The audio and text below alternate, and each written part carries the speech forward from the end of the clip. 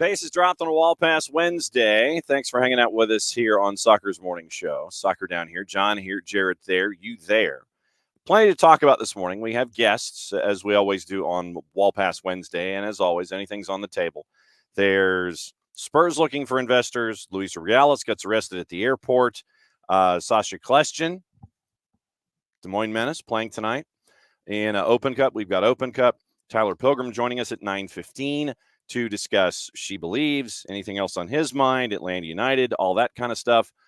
Hopefully we can catch up with the busiest man in the Northeast, Dylan Butler, at 10 o'clock. Sean McDaniel from Chattanooga Red Wolves is going to catch up with us at 10:30 for a little bit, and he's going to break down what the early part of the season has been like for Red Wolves as they get ready for Apotheos tonight in Open Cup. Kickoff at 7:45, according to U.S. Soccer and the websites. Got pushed back a little bit.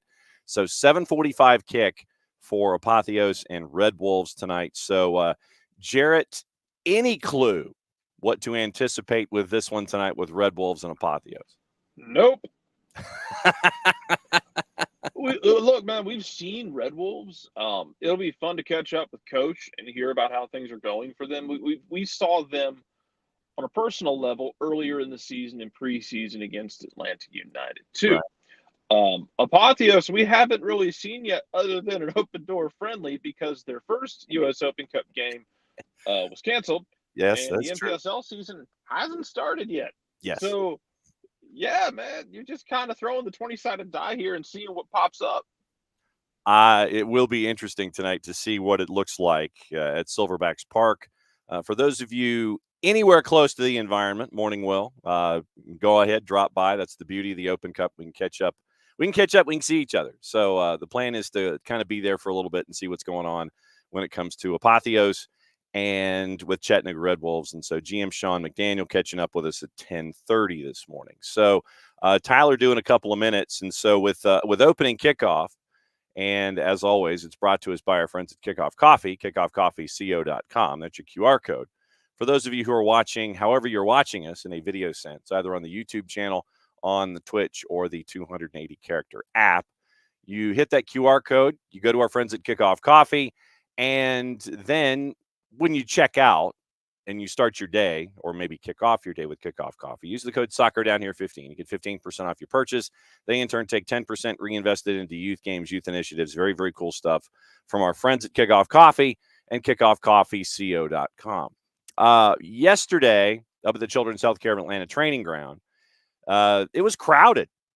Man, it was crowded up there yesterday. You had multiple teams practicing on the same pieces of grass, and that means that it was both Atlanta United and it was the women's national team as they get ready for the first part of the semifinals of She Believes this weekend. By the way, once again, more than 45,000 tickets sold. The idea here is to get past 49,540.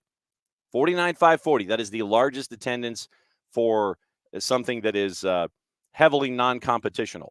And so 49,540 is what you're chasing right now. More than 45,000 have been sold. So anticipating with walk-up that you'll get past it, but I think you want to walk in the door and sit there and say, yeah, we've sold more than 50,000 heading into this particular match. Morning, Alex. Morning, Ropes.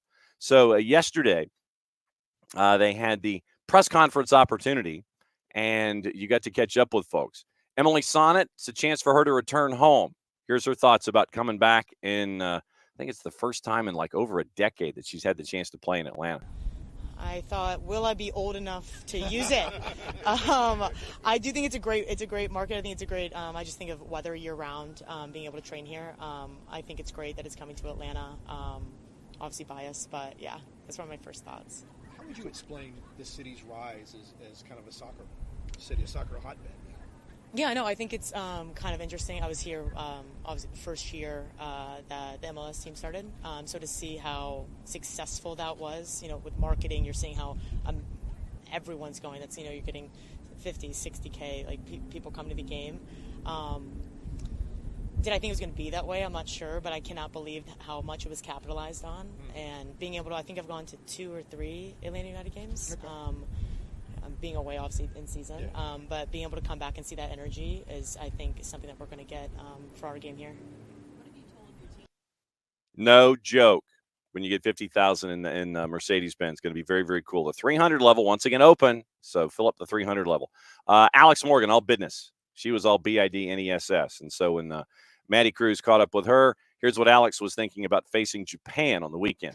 Well, Japan plays so well as a team. They've also, I think, in the recent years been really good with their transition. They defend really compact, and they are very patient. And when they win the ball, they go forward very quickly. And we've seen a lot of different ways they've been able to score goals. We used to play them a lot more than we actually have in the last couple of years, but they're a quality team that will challenge us, and this is going to be a great opportunity for us in preparation for the Olympics. No doubt about that either. And once again, winners here on the Saturday doubleheader, they go to the Death Star, lower.com field, and they get to play in the final for the She Believes for 2024. Once again, thanks to Maddie for going up there yesterday and catching up with women's national team, getting to watch a little Atlanta United practice at the same time. So Jarrett, full times and fun times up at the Children's Healthcare of Atlanta training ground yesterday. This is a knock-on effect. If you want Atlanta to be one of the epicenters, if not the epicenter of U.S. soccer, this is one of the things you will run into, in that everybody is in town at once and everything is happening at once. And even when it's not, you'll have at least somebody doing something. Yes. It's just part of it. It's going to be busy. It's fine. It's fun. Enjoy it. Enjoy the fact that they're here. Go, if you're able to go watch them this Sunday, great. Or Saturday, excuse me. If not, just flip on a TV, adjust the rabbit ears, put on some tinfoil on the rabbit ears if you need to strengthen the signal. I don't know, man. Do what you got to do. No, it's fun to see how things have really picked up speed. And there are a lot of events around town attached to the women's national team. I think Lindsey Horan, Bart met up with Lindsey Horan, and Lindsey Horan did a meet and greet last night. Yeah, so it was a meet and greet, I think, at Fido with a wrapped van. And so you're having these kinds of things that are attached to it too. So a lot of stuff going on around town, and the opportunities to catch up with folks who are there. I think Twyla Kilgore has her virtual meeting this afternoon with the media, and so it continues from there. But and I will also use this platform, yes, and any other, to continuously demand respect for Alex Morgan's career pivot from like young speed demon, the whole baby horse gimmick from back in the day, to like back to goal, hold up number 9, bringing others into the play in this full pivot that she's done in her career. And give the woman her flowers. She's had to change the way she's played. She can still run if she has to, and if she wants to. The woman has evolved her game, and I will continue to demand respect for Alex Morgan's ability to change the way she plays. So yeah. Yes. Also, the non-zero chance that she will square up with troublemakers. And we appreciate that, because you never want to draw the ire and the anger of an Alex Morgan, especially in a situation where she feels that her club has been aggrieved. No, yeah, there is that. Also, I think Alex and Ropes are having a spat right now on the Twitch pitch, because I believe the Sheffield Derby is this weekend. Over at Limburg. So. Oh wow. Okay. So they're getting their shots in, but of course that's what Wall Pass Wednesday is all about. Speaking of which, I tried to filibuster to 9:50 and I couldn't quite make it. We're going to bring in Tyler, and it's time for Tyler's visit on a bunch of different topics. Whose study did you invade? My in-laws, and which I'm having to use my Mac microphone like a savage. I don't have my microphone or a headset or anything. I mean, it literally looked like you drifted into like some clue set or something like that. I know. The murder happened just outside the door. It wasn't in my room. No. So with the candlestick, it's Tyler hanging out with us this morning, as he always does. And so since we'll start with the women's national team, because if folks look at some of the still photographs and the casuals on social media that came out yesterday with the multi-practice event that was at the Children's Healthcare of Atlanta training ground, you could look to you could look to stage right, off of stage right, and see that Tyler was there yesterday. So the idea of having to juggle both practices and learn about both the women's national team and Atlanta United. What was it like up there yesterday? It was chaotic. It was very chaotic. But it was good. I mean, of course, the women's national team coming is going to be maybe the highlight because the Atlanta United stuff is business as normal for the most part. But tons of media out there, which is great. And you got to talk to Emily, got to talk to Alex Morgan. I mean, super great. And of course, Emily being the hometown hero is just really cool. But yeah, I mean, it was neat to be able to hear from them and both, to hear out of their own mouths. I know everybody is excited about it, but to hear both of them talk about just how excited they are to have a home in Atlanta, it's really cool. It's really cool. And it's just another, I think moment of pride for people in Georgia. Jarrett, for Tyler, first question, go. Yeah, and I guess for the anticipation with this, I guess not just having a home here, but do you expect? I guess do you expect a little bit of a showing out from some of the local players when they get a chance to not just show out on the field, but also take everybody around and show them why Atlanta is the place that it's going to be in terms of the epicenter here? Yeah, it's actually funny you say that because one of the things that that Emily mentioned yesterday was how a lot of the women were asking like, hey, where's a good coffee shop? Where do we go shopping at? What do we do while we're here? Because she said that they were staying kind of like around downtown somewhere. Around downtown. No, I'm telling you, Jerusalem Bakery is a walking distance away from the training ground. Right. Yes. Y'all want good falafel. Yes. Yep. But she pointed out a coffee shop, and I forget the name of it. It's in Grant Park.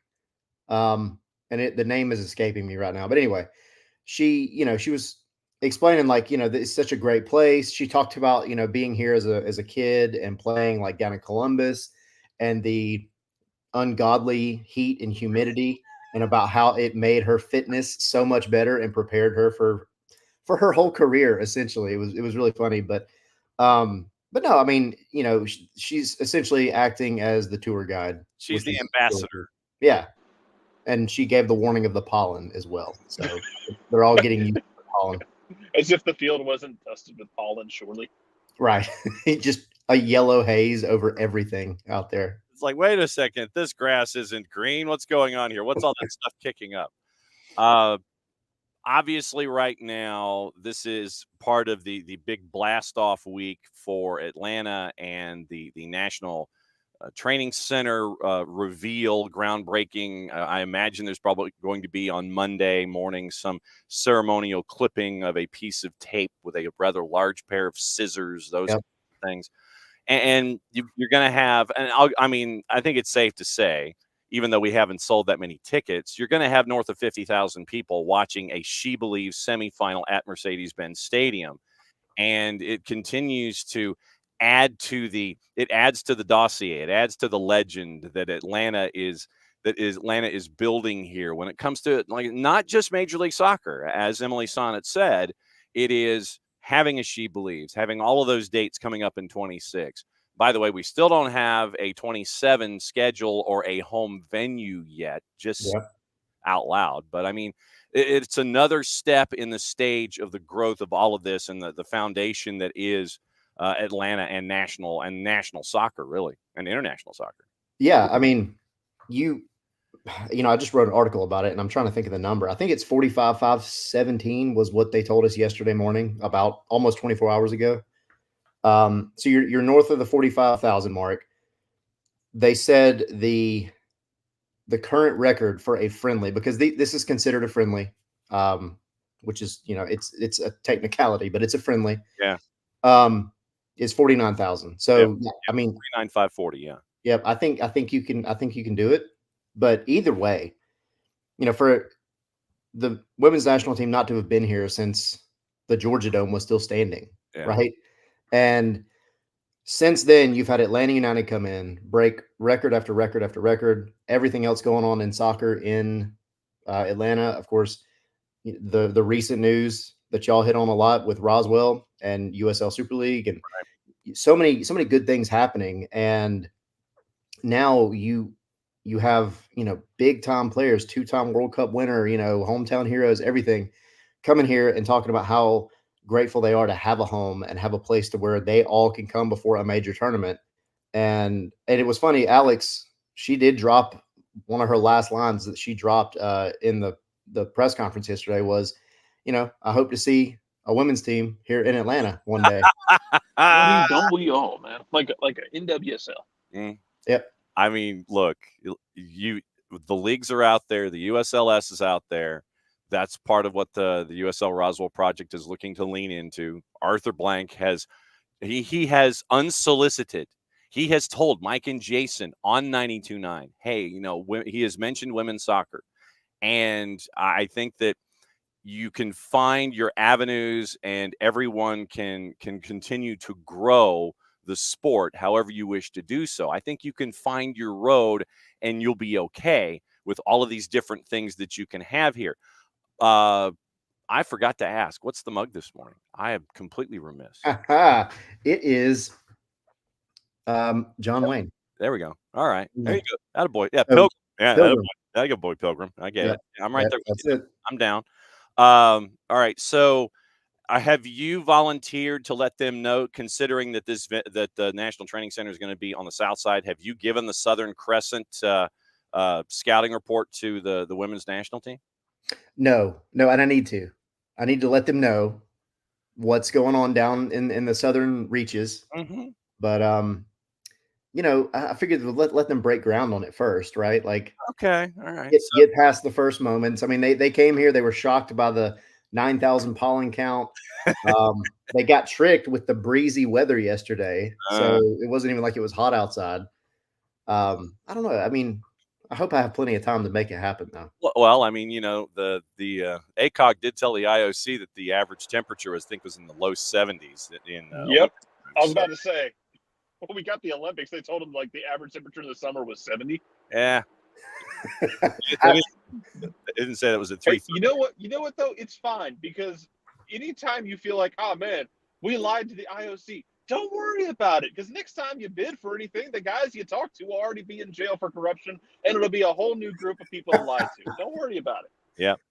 So biggest heist since Ocean's 11. There you go. All right. So you've had a couple days. You've written about other things, and you've had the chance to digest another big victory for Atlanta United at home, continuing to do what a lot of folks, including themselves, think that they are supposed to do, and that is come away with full points and do so at home. And then everybody anticipates what's going to happen on the road, and you've got to steal points. You got to get points on the road. You got to get full points on the road. Now that you've had a couple days to digest another Atlanta United home win, what sticks in your mind? Even when they weren't playing their best, they still looked way better than Chicago ever did that day. And, we had that conversation about Hugo and his $12 million price tag, and he was basically invisible on the pitch. There was really nobody that stood out except for Carlos Terán with the red card. That was crazy. But, the first half was just, it was choppy. I think the passing was just a little off, but we always have that throwback of you find a way to win even when the football isn't pretty, and you get the goal because everything was, it was close, right? There were things that were coming off the way that they were supposed to, but it just wasn't a full sequence. It was never a full sequence until it was, with Giakoumakis getting that first goal before the half. And they came out in the second half, and Pineda mentioned it in the press conference that he was unhappy essentially with how strong, or rather how flat-footed Atlanta looked and how strong Chicago looked in the first 10 minutes of the second half. Mm-hmm. And then they kind of adjusted and they got back on the gas pedal. You hate to see Giakoumakis go out, which they said yesterday he's day-to-day, so as are we all. Yes. Yeah, exactly. Mm-hmm. But I'm excited for Jamal Tiare. He got thrown into a rough one in Toronto, as did half the team. But for him to come out on his birthday and just be a menace is what you want to see out of any striker, but especially your backup. Super happy for him. He could have had the hat trick if it weren't for that, pesky offside flag. But I liked it. It wasn't pretty necessarily. I think it was better than the Orlando game in terms of like how pretty, quote unquote, it was. But I mean, you got 3 points and you got a clean sheet again. Yes, take it all day. No doubt about it. So this was the moment that Tyler was alluding to, once again, courtesy of our friends at Apple TV Plus and Major League Soccer. Not what you would call a traditional winger that doesn't want to defend. He's going to cover his mate. This is what they expected from him. Signed as a Georgian DP last year in August of last season, and we have a straight red card that comes out of the pocket of referee Lucas Spala. And just see, it's actually, just as he comes in here, oh, that's awful. That is awful. Such a poor challenge. When Danny Higginbotham goes, that's a poor challenge. And to add injury to insult, Tehran got an envelope from the league disciplinary folks for not leaving the field in a timely manner. So here's a little something extra in your paycheck, sir. I wish they would have just came out and said, no, you're getting 3 games because you tried to break a man's leg. Like,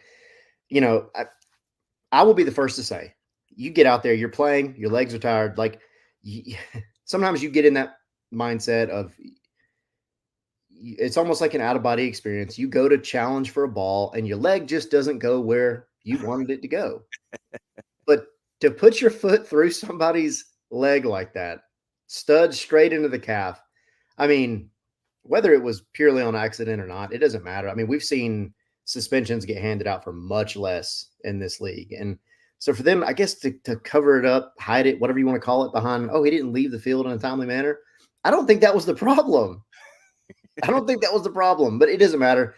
He needed to come off, and I personally feel like he needed a little extra as well. So fined an undisclosed amount, according to our friends at Major League Soccer, for failing to leave the field in a timely manner in the 84th minute of the match on March 31. So he's just an honorary member of House Bolton, and he's trying to bring flaying back. and I mean, it's you end up with a couple of great moments for Jamal Thierry, and when you look at Jamal, and I think the same can be said about Shande Silva, I used the Vinnie Johnson reference from the Bad Boys and the Detroit Pistons. They look like they're rhythm guys. And also when you get that first one, they want to go after that second one. They're getting those touches, they're getting the shots, they're feeling confident about themselves. And so I think that with those two up top, I think the more you feed them, the more chances they get to finish the deal. And I think the more confident they become. And you got to see that with Jamal with those 2 goals on the birthday brace, which I cannot remember the last time a birthday brace has happened in Major League. Right. And I think it's a little unfair too to look back at last week being Toronto and judge a whole lot on that match. Now, I mean, I've said it over and over again. I feel like Atlanta could have won that game still, but they didn't. It doesn't matter. It's always going to be difficult when you're missing, 5, 6 players. There's no easy way to make that happen. It doesn't matter how much you train together. You're not playing 90 minutes together in a competitive match. It just doesn't equate. Right. So it's a little unfair to judge him based on that. But then he comes in a moment when it really matters, where he has the majority of his, normal team with him and the normal talent that you're going to have on the pitch. And I mean, instantly makes an impact, instantly in the right place. And then credit to Brooks and Almada and everybody else on that side for, starting that goal. But yeah, I mean, you look back at Toronto last week and that was his first, I think, real opportunity to make anything happen, but it was still kind of unfair. But then he comes in this one as the sub, and he does exactly what you want your backup striker to do, which is score goals. And yeah, I hope, like you said, this is what kind of kicks him off and he can keep that momentum going forward whenever he's called upon. Jarrett for at Scarves, the letter N Spikes, at ATL Pilgrim this morning on a Wall Pass Wednesday. So let's talk about the old man. He might fight us if we called him that, but a couple games into the season now, Brad Guzan looks pretty good now that his Achilles is healed. He's not getting kicked in the legs constantly. Is it just being a year on from surgery, or did the man find the fountain of youth? Because he looks spry for his age. I'm so glad you used that word, because I've been using the words spry and springy about Brad Guzan, which is not words I thought I'd put in the same sentence together. And that's not a knock against Brad. I just don't know that I've ever referred to anybody as springy or spry. But no, I mean, I think the dude just needed a Christmas with his family. Like, you've had your Achilles, you had was it the MCL, I think, in New York City? When he got rolled by, was it Keaton Parks? And yeah. Keaton Parks doesn't even get called for a foul. And then played 45 minutes after that. Yeah. So, yeah, I mean, I think the mental aspect of that injury, or both of those injuries, is so tough to push through when you recover that quickly. You have no break to just kind of create a barrier between the injury and playing again. And so, I think this offseason was what he needed. I think he just needed to get away from playing the game for a little bit so that he didn't have to think about his knee or his, ankle every single day. And he's come back and he's been one of the best goalkeepers in the league, like statistically, and he just looks good. He passes the eye test and he passes the number test. Well, and Alex is wondering, he also looks slimmer this year. I think Dell is mentioning that he's been doing yoga. And Will, with the most serious question about Brad Guzan. Tyler, the people must know, is Brad an energy vampire, and have we seen Josh Cohen recently? We saw Josh Cohen in that clip that's been going around now, where I think Jamal Tiare scored that second goal, and Giacomakis jumps up off the bench, and Josh Cohen's right behind him. Yep. Yeah, I mean, I don't know. Maybe he's found the book somewhere, and he's secretly pulling in some youth from everybody on the team. But now that you say it, though, I actually haven't seen Josh Cohen yesterday at training. I'm trying to think if I saw him or not. I saw the rest of the goalkeeper core, but hey, conspiracy theories abound. I don't know. But now that Will has posited the idea of the energy vampire, maybe is Josh inside the actual Children's Healthcare of Atlanta training facility, and he's kind of up against a wall with some AC adapters that are attached, and then something attached to his head. Yep. And then the other one, you have that the chain link that goes about 6 feet away, and then that's where Brad stands in, and Brad gets locked into position, and you sit there and you take energy from one to the other as you need it, pulling it all in, that kind of a thing. When we also, coming up, I know that it's we're going to be looking at She Believes Cup on Saturday, but you've also got Atlanta United and NYCFC. And this is not quite at the U12 futsal pitch known as Yankee Stadium. It is over in Queens at Citi Field. And NYCFC just ain't good right now. They just ain't. And this is another opportunity for Atlanta to get points on the road. A lot of folks are going, okay, Nick Cushing, we talked hot seat yesterday on the show. Nick Cushing is probably in the Eastern Conference toward the top of the list when it comes to being on the hot seat. It's an opportunity for Atlanta United to go into one of those environments where you're going from the first baseline down to the left field foul pole and playing soccer. It's a chance, and I think you go into this anticipating mentally, we've got to get a result here. We should get a result here going up against NYC. Yeah, I mean, there's so many variables, and I always talk about the variables in terms of like what should happen. Mm-hmm. And yeah, New York City's not good. They're not. Like, they're just not a good football team right now. Right. And so it's always gonna be tough because you're going and playing on a baseball field. I get that. It's so dumb. It's so dumb. Thankfully, Citi Field is marginally bigger than Yankee Stadium, I think. Yeah. In terms of at least the the square footage that they're going to have.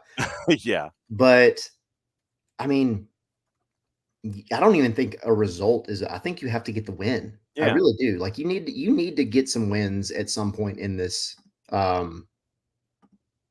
In this early part of the season away, you have to get them. And you go back and you look at all the teams that have won MLS Cup or won Supporter Shield over the past, I don't know, like 9 years or something, and you're sitting at around somewhere between 6 and 9 away wins during the season. So this is one that you should do. You should get the win here, and it is a weird environment. And I know for a lot of the newer players, they're going to be like, "What are we doing?" Yeah. I asked Caleb Wiley and Jay Fortune yesterday about it.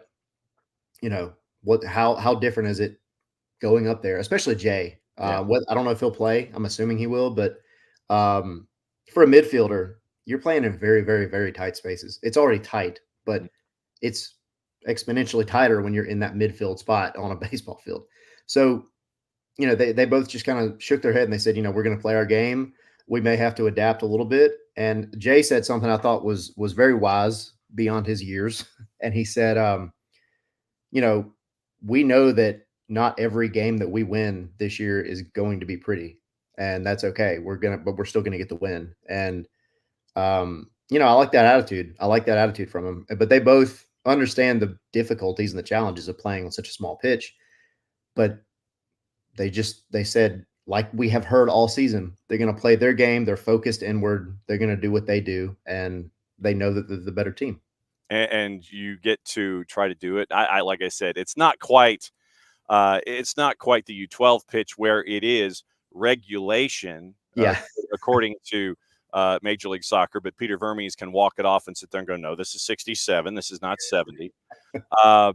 When you go into a situation like this, you have to think almost that percentage faster, if you know what I'm saying, because if a pitch is, say, 25% smaller in surface area, you've got to think that much faster because of things coming back at you. You have to process quicker. You've got to sit there and anticipate that the distance between the two lines ain't going to be what you're normally used to. And so everything compresses, but your brain has to work almost in an inverse proportion. You've got to think quicker as things get smaller. And it's an odd vibe to go to New York in either situation.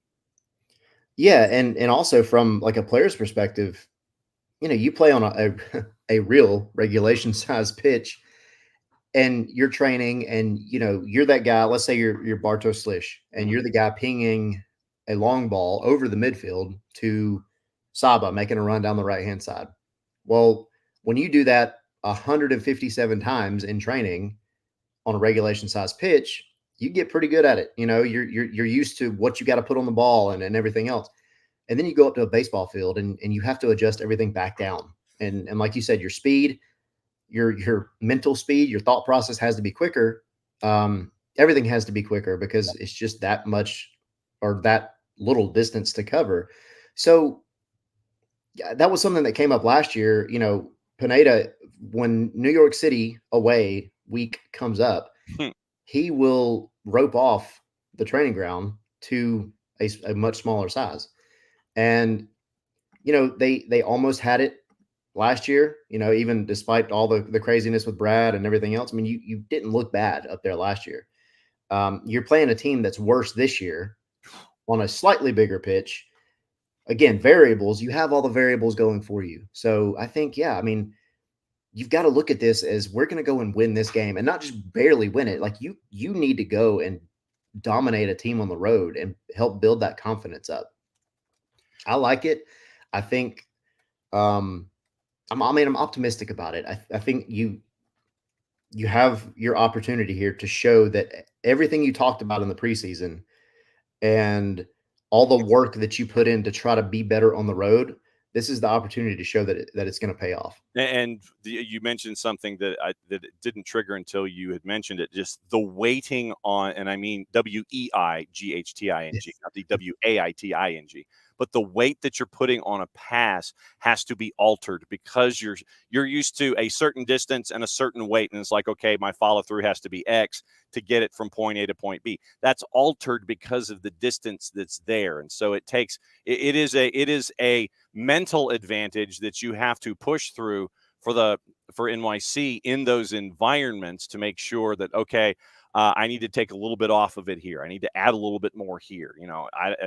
It's an odd duck, as we say here south of the Mason-Dixon line when you go and play at NYC, either at City or at Yankee Stadium. There's been some talk in the Twitch pitch about Aiden McFadden, and we know he's being loaned out. I don't think there has been any kind of official announcement as to where. And it's simply with Aiden comes down to the numbers game, wanting to get Aiden quality minutes, making sure that his game continues to grow and evolve, and that he's not just sitting on a bench someplace. Traditionally, in the past, he's been loaned out to USL Championship. Like I said, we don't know where specifically, but once again, it looks like Aiden is off to go get minutes someplace, but we don't know where yet. Yeah, it's a little odd, I think, because it's not like you have a ton of fullback depth. Like, I mean, you have players that can do it, but I mean, you have Caleb, who's going to be going to the Olympics. I'm assuming, and this is not like, don't fact check me on this yet, please. But Ronald Hernandez, Venezuela, Copa America. Yeah. I Luis for Peru. Yep. So I would say that you lose Luis. You lose, if Ronald heads to Venezuela, vamos Venezuela. You got that, but at the same time, I think if you look at it that way, with Caleb and with Ronald and with Luis, I think what that also says is your confidence level that you have in individuals like Matthew Edwards, like Efren Morales, and Noah Cobb. And so I think that's how I would look at it. If you're losing those individuals, I think that what you're seeing with Atlanta United 2 and with the academy, with what Steve Cook is doing, you're seeing the confidence that's there in those younger players. And once again, we talked about Noah Cobb and how he has continued to become more and more comfortable at the MLS level, having a guy like Derek Williams off your left shoulder to help you with his 10 years of experience in the league. So I think that there is a confidence factor in the growth curve of the younger guys that we were just talking about here. So they feel, and like, I don't know what the recall mechanism would be yet. Like I said, we anticipate it happening. We've been told it's happening. We just don't know where. We don't know the particulars, and we don't know the when. But I think that there's a confidence factor in the younger guys that is adding to this as to where you're looking to get Aiden some minutes. Yeah, which, I mean, I'm all for. I like Aiden McFadden. I really do. I just, he's been here for a minute, and the opportunities have been there, and it just seems like he's stuck in that purgatory of like not MLS and maybe too good for next pro. Yeah. And it's frustrating. It's also the last year of his contract. So is that a sign that maybe they're just trying to, this might be one of those cases where, he told us at the beginning of the season, the loan last year was, it was mutual. Like he wanted to go play. He wanted minutes. Yeah. And so they made it happen. And I just wonder if it's kind of essentially come to the forefront that look at that. That was cool. That was cool. That, he's maybe not going to be getting as much time as he wants. Yeah. And you loan him out, and maybe part of that agreement is for whatever club that they've got this agreement with, they're just going to buy him at the end of the season. I don't know. I mean, because I don't know if it's an option. So I don't know if it's one of those. It could just be they loan him out and then he becomes a quote unquote free agent, and then they just pick him up immediately. I don't know. I don't know how that would work. But I think ultimately, for an Atlanta perspective, you're looking at a guy who, he's had the time. I like him. I think he's good. I just don't know that he's going to fit in going forward. And then you talk about the guys behind him that could potentially play in those spots that need the time. I don't think you're losing any quality by giving them those opportunities, especially if you look at the way Noah Cobb played the other day. I thought he was great. I get that's two slightly different positions, but the pipeline is there for these younger guys. And if Aiden McFadden's not going to be a part of the future here, then yeah, I mean, you've got to clear out space so that you can give these young guys that time. Yeah. So, well, like I said, we are waiting on the definitive answer as to the where and the when and the I's crossed and T's dotted and those kinds of things when it comes to Aiden McFadden and all of that. Maddie Cruz on the ones and twos has a question for Tyler Pilgrim on a Wall Pass Wednesday. What's up, Tyler? How you doing? How's it going? Sorry, y'all. Had to jump in a little bit later. I had to do a quick phone call and then I lost track of time. So that's on me. But I'm here. I'm here now. I do that all the time. I think my question is, since we're talking about Aiden McFadden, I mean, I saw when that came out and like I don't believe it's been confirmed which club he's going to yet. No. Initial thoughts on what you were thinking about it, because I thought it was a weird trade because we need more depth in that fullback area. And so what was your initial reaction to it, and where are some clubs you think he might be going to? Is Stephen Glass on line one, maybe? I know, right? I was just thinking, I wouldn't be surprised to see him go back and head back up to Memphis. I also think, our good friends, the Battery. Dell will be happy to hear you say that. Dell Schaefer in the Twitch pitch. I know, right? The thing is, Aiden can fit. Aiden is a versatile player. He really is. And he's actually learned a lot, I think, being at Atlanta over the past couple of seasons. Yeah. I think it's made him less one-dimensional. I really think he could drop into just about any USL championship team, period, and get plenty of minutes. I mean, I wouldn't be surprised, though, honestly, just to see him go straight back to Memphis.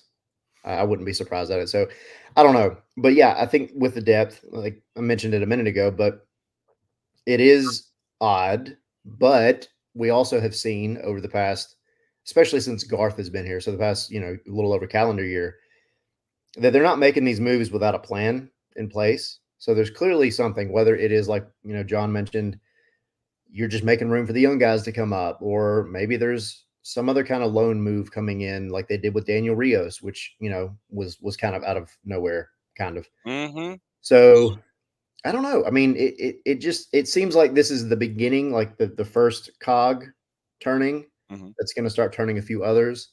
And I wouldn't be surprised over the next couple of weeks if we see something else happen.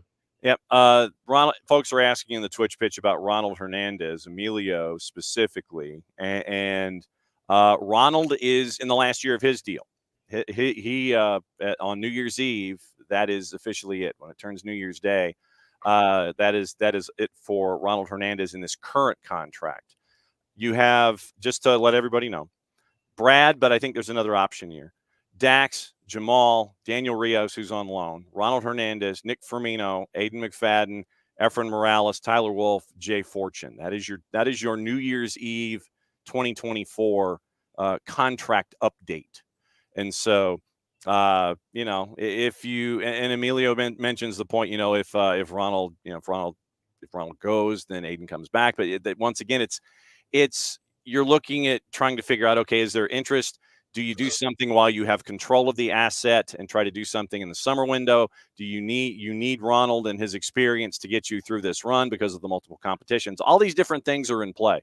And the fact that we can have this conversation about all these different things being in play and needing all of the depth and having the depth coming from a bunch of different places, it's a conversation you want to have. You don't want to be like NYCFC sitting there going, man, the twos last night against Red Bulls 2 in Open Cup. You don't want to, if they win, then let's have Nick Cushing. Let's put the twos play NYC. And if, loser leave town match and if Cushing loses to the twos, then he goes and coaches the twos and the twos come up and get promoted.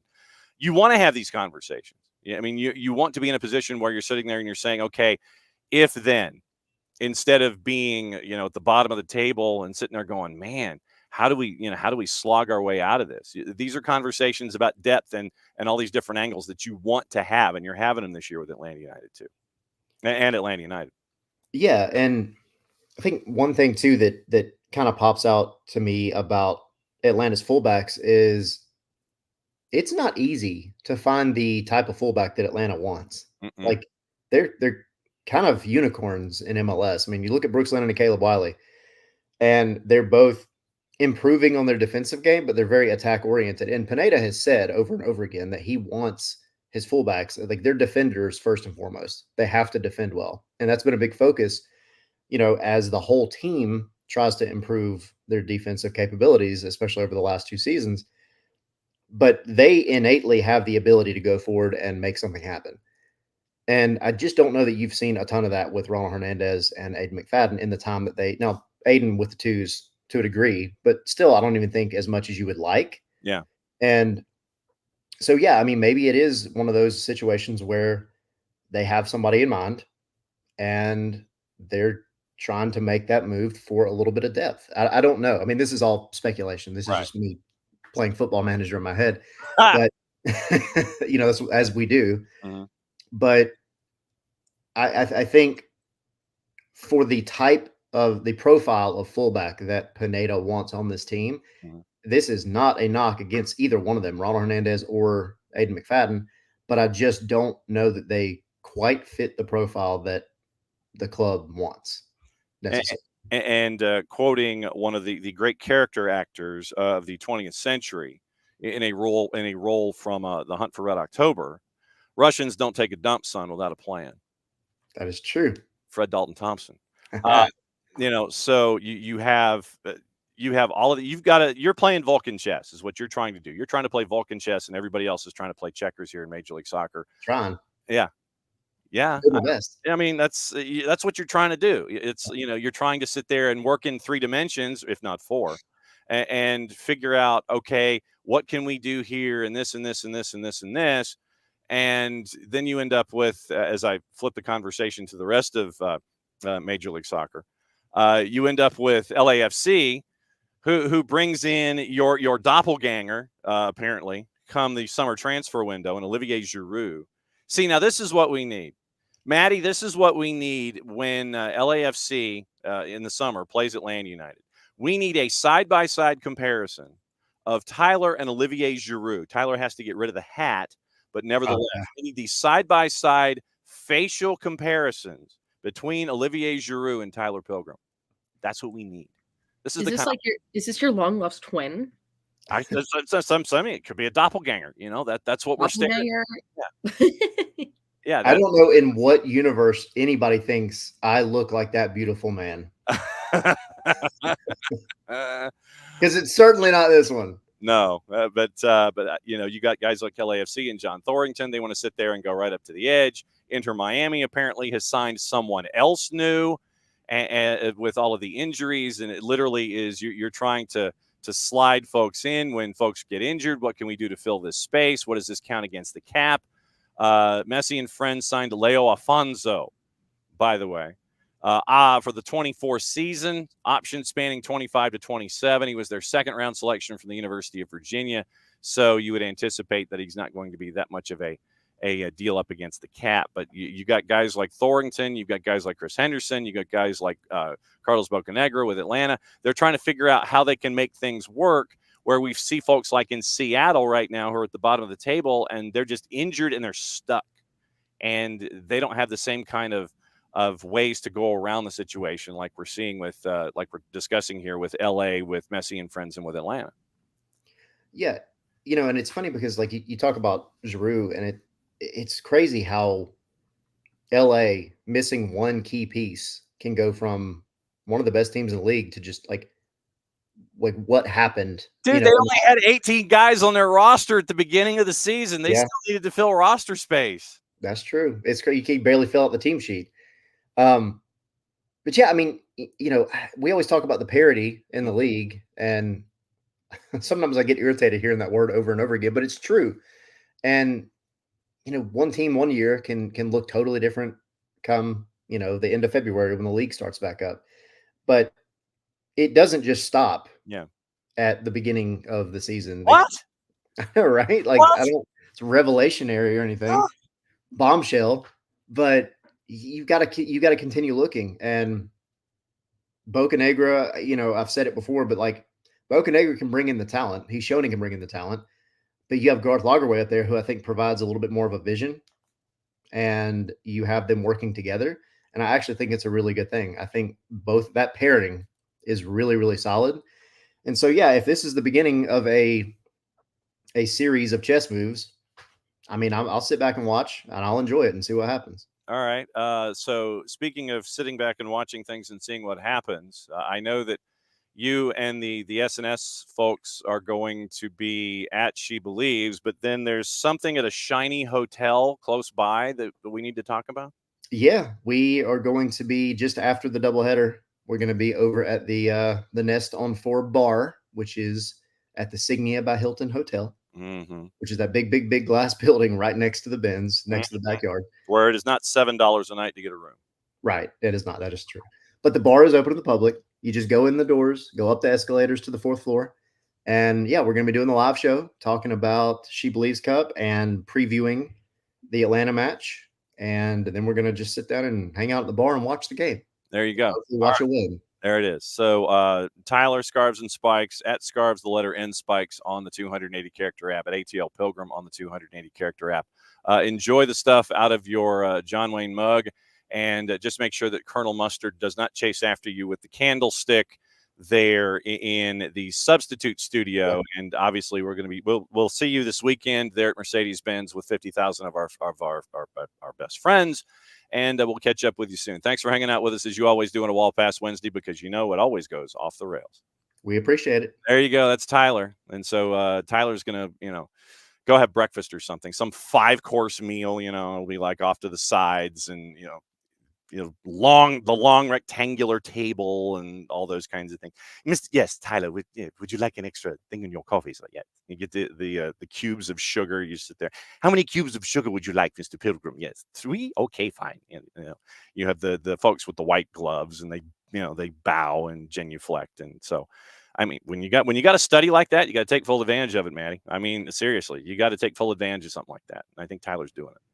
That was a full, you really set the scene there for what it was going to be like. Yeah, yes, Mr. Pilgrim, you have to take your hat off at the table, sir, if you're going to have breakfast here at the long table. Since it's been a bit since we've had you on, now that the Derek Williams piece is out at soccerdownhere.net, what was it like putting that one together? It was awesome.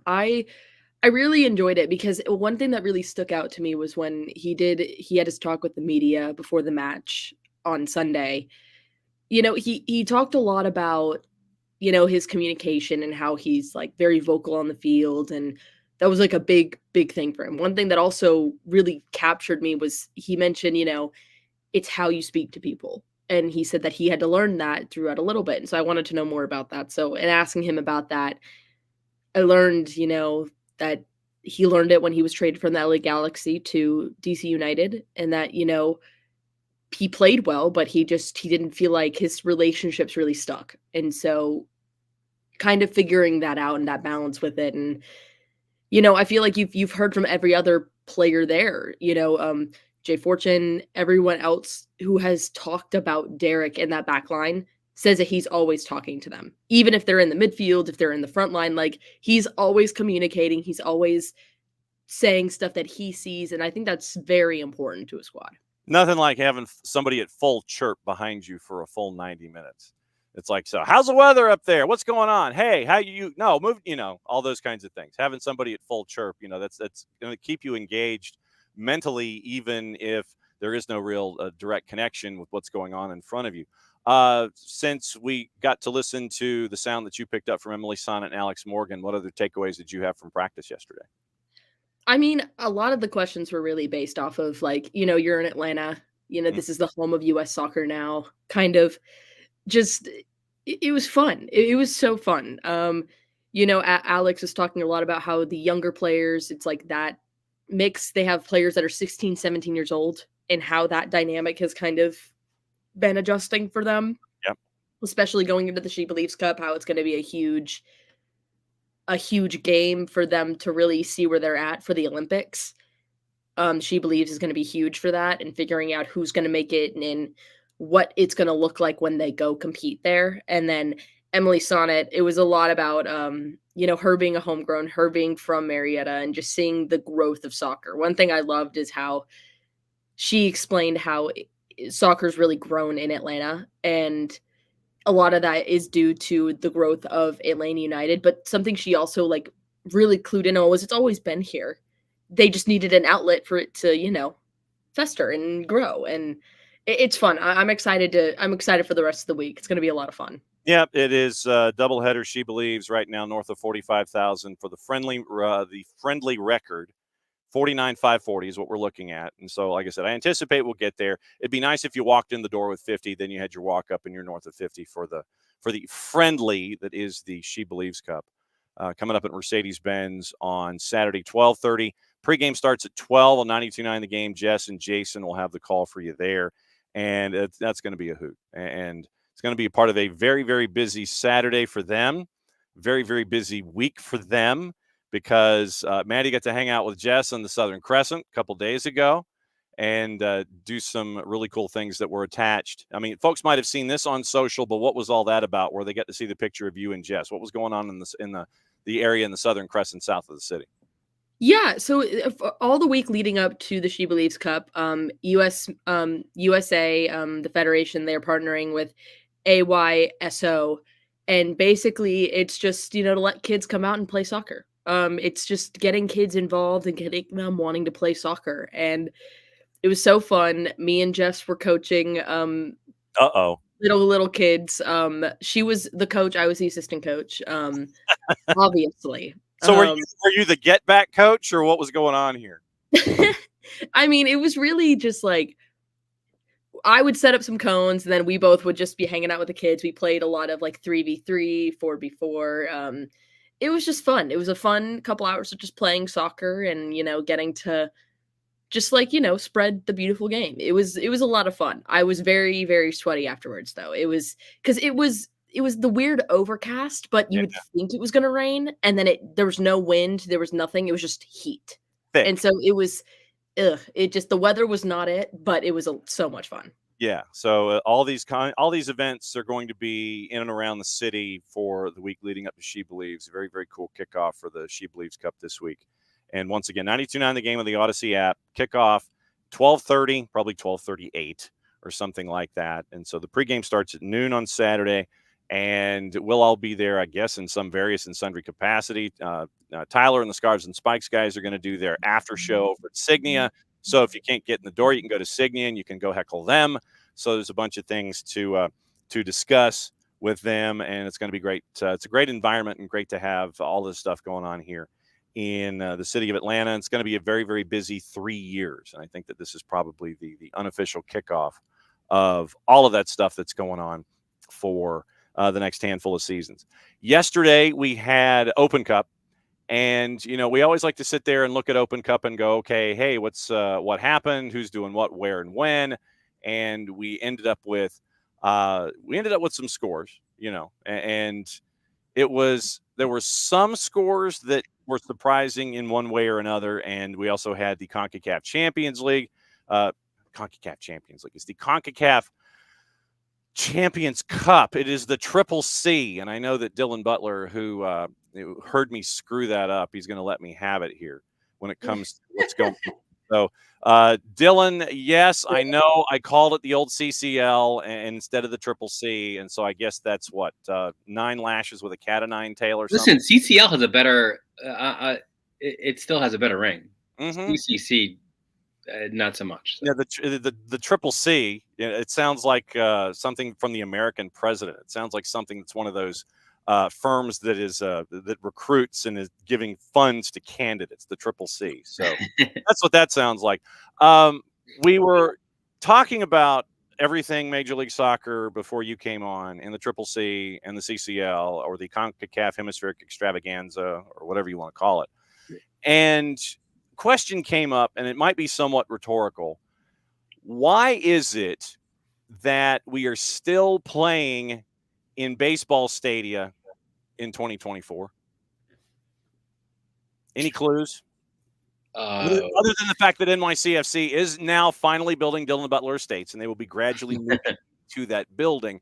Why in the first division of American soccer are we still playing in baseball stadia in these ideas and environs? Other than a lack of facilities and perhaps not having the insight and sitting there going, okay, we've got a cool place, we're good, and not wanting to actually build Dillon Butler Estates like they are in New York City. yeah, I mean, look, obviously in New York, it's not easy to get the land needed to deal with all the political wrangling and everything that brings with it a big construction project. So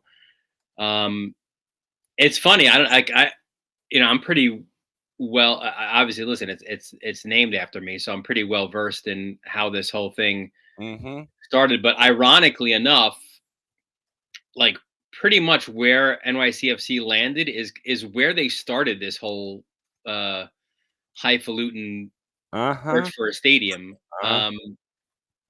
The only problem in the first part of it was it wasn't.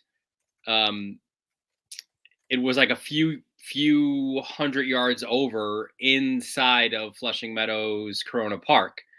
So some elderly women, as far as I think the story went, heard that parkland was being taken away for some darn soccer team. So they were up in arms, and NYCFC were the new neighbors on the block. They don't want to ruffle feathers, so they said, "All right, we'll back off. Well, no problem. We'll look elsewhere." Okay. And then they circled all the way back after numerous home venues to more or less where they began, which is, as I've stated numerous times, the best place to build said stadium in New York City. So that's a little bit of a long-winded way to say, at least in the New York City perspective, that's the reason they're still, they have these relationships. There's no actual NFL football team that plays in New York, even though there's two have the name. They play on the other side of the river. And that's something that has not, whenever NYCFC has gone to the other side of the river to a beautiful, amazing stadium at Red Bull Arena, it's not gone well for the fans. So no, and they play. They play on the other side of the river where the cabbies drive their Crown Vics, and they have their entire display of warnings on their dashboard lighting up and driving 70 miles an hour to get you from Newark to a hotel. Maddie Cruz, as we tour Major League Soccer, Maddie Cruz for Dillon Butler. I'm glad you brought up the field, because I've been saying this for years. My family is so tired of me bringing it up whenever we play NYCFC. I always am like, there's no way that this is like any close to the standard, but it's regulation. It's regulation, yes. Dylan, in quotation marks. I mean, Peter Vermees. I was about to say Vermees. I think was the only one who went like full Hoosiers on this and like brought out the measuring tape and all that. Correct, and he said it was 66. That was Yankee Stadium, yeah. Yankee. Although there's, I think, more room actually to play with at Citi Field, but NYCFC is just sort of like, listen, we go by these dimensions everywhere we play now. Like it's our regulation dimensions at our other stadium are this, and so we are translating it here to Citi Field. It is regulation in both buildings. That's gonna be an interesting thing, right? For the new stadium, like. Do they, just go ahead and get wider? And obviously there's no pitching mound to worry about. True. Or are they just like, listen, man, this is how we rolled for, since our existence, and we're just going to stick with this mini pitch. Yeah. And Rich Ransom, our resident Philadelphia Union fan, says, it also helps to have 25% Yankees ownership in addition to everything from CFG. I do wonder though if that changes in the near future. Yeah, it could be. I think the Yankee ownership was tied in with obviously the rental of the field, Mm-hmm. but it's not exactly done NYCFC wonders when you're kind of paying like $1 million a game to rent it out, and and the relationship there has sort of, like NYCFC. I always kind of liken it, guys, to like, they were your buddy who was like, listen, I'm looking for a house, right? I'm looking for a place to live. Can I just crash on your couch for a little bit? And you're like, yeah, of course, man. No doubt. No doubt. My couch, mi casa, you suka. And then like, how many years later, you're like, dude, what are you doing in my house? Drill Like, bit Taylor. I know you're paying some rent here, but please, like, when are you finding this house? So it's like, I'd like to, I'd like to have, a date with my wife. We'd like to have some time to ourselves. So like the relationship isn't no great. No, it is not. Rich, letting us know about CFG, but a question from our buddy Ropes, one of our resident Evertonian fans, and this is probably something in the Northeast that has, kind of rankled some folks. What happened to the Revs? What happened to the Revs, man? Yeah. So the optimist in me was hoping it was like, you know what? We're putting all of our eggs into this CCC basket. We'll take some hits in the league, but we've got high aspirations here. We kind of bulldozed some lower level teams in the early goings of this competition. So listen, we're gonna swing for the best in the region. So those eggs got cracked last night. Oh yeah, it was 3-0 in a hurry, 4-0, and it wasn't even that close. So I mean, are you guys like fans of the movie Goodfellas? Maddie, are you a Goodfellas person or no? I've seen the movie, yes. Okay, so she's like, I can quote. I'm like obsessed with it, so I can quote like okay, every. So go ahead and quote Goodfellas. Where are you going with this? Well, no, and obviously, look, this is a PG program, so we have explicit ratings available on tape. Fine. But like, you know what? Last night was like for the Revs. That was like, and apologies for if there's any spoilers here if anyone's not seen the movie. But it's the point where Tommy gets whacked. Okay. And then and the old man like is on the phone. He's like, and that's that. Just like, that's kind of what it was like last night for the Revs. Like, and that's that. Joe Pesci in the cornfield. In Casino. One of those kinds of things. It's just, you look at the Revs, and Caleb Porter, he said after the match, he goes, it's like having 11 DPs when he's looking at Club America. Oh, it's one of those now. Okay. Yeah, that's from our friends at Blazing Musket. It was basically, it's like them having 11 DPs. He's not surprised by their quality. We weren't naive at all on the caliber of this team. I said it would be one of the best teams that our players would ever play, and we got humbled today. They were the better team. They brought in guys off the bench that were DPs in Major League Soccer. That's difficult. You're playing a team that can manage the window a lot better than we can. Very good quality out of their team everywhere. It's like having 11 DPs. That was Caleb Porter last night. That's the you go into your book of excuses, okay, and you open it up to like chapter 7 when it's taking on Mexican teams, and that's where the depth. I mean, look, I'm not. It is true. Obviously, when you go from like 12 to 20 on your roster, the money spent for Mexican teams is far greater than MLS teams. It's lessened in recent years through various mechanisms, but for sure, yeah. Listen, if you want to go that route, yes, you're right. But I'm pretty sure you were facing an early, 3-0 at halftime, maybe. Yeah. Like I was on the Crew Tigres match for MLS last night, so I had it like in the picture, but I'm pretty sure you're 11 and they're 11. When it was full 11, like you were still getting crushed. So yeah, and as Caleb Porter continues to reference the choose your adventure quote machine and figure out, okay, if I pull this noun, this verb, and you end up with cliche alert. So let's go to your other one, and you end up with a match that started 2 hours late because of Yeah. everything that was going on with Mother Nature, who really is the only one who's undefeated when it comes to these kinds of things. And it was, crew were hanging, and then Aiden Morris. I mean, listen, they were more than hanging.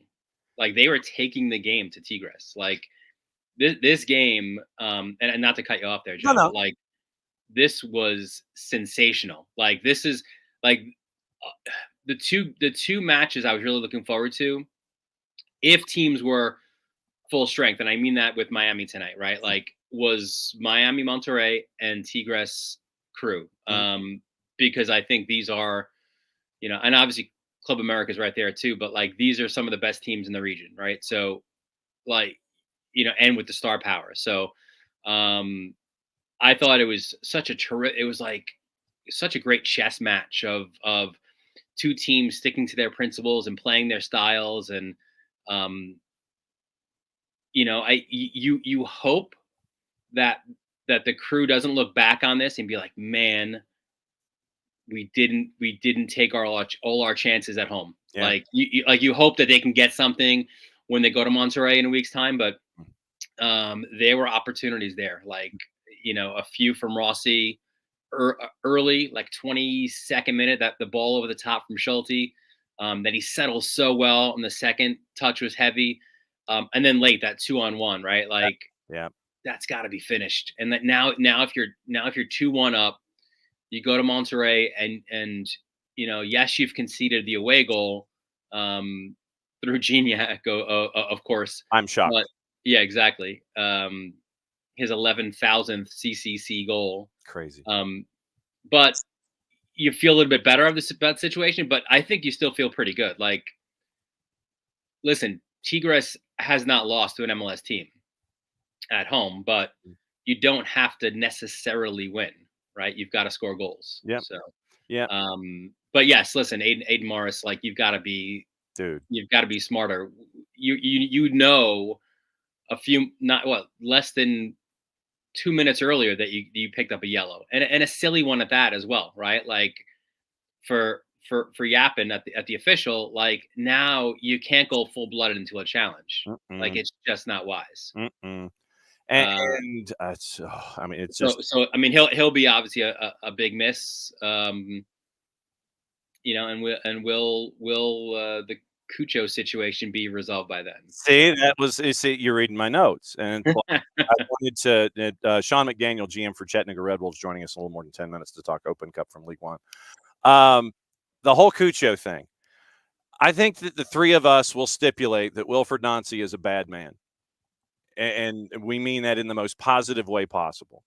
He really is. He is leading the top team in Major League Soccer right now, and they've got the roster to back it up in places. But right now, for the second match in a row, Wilfred Nancy has basically said, we're here to do things in a collective. I'm not here to talk about Cucho.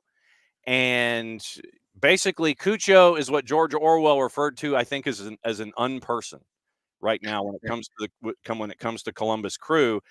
And it makes you wonder what things would be like, obviously, if Cucho was a part of this equation. But stepping away from that, you see what the Crew are as a collective without Cucho still being competitive in that match at home against Tigres, despite the missed opportunities that we just talked about.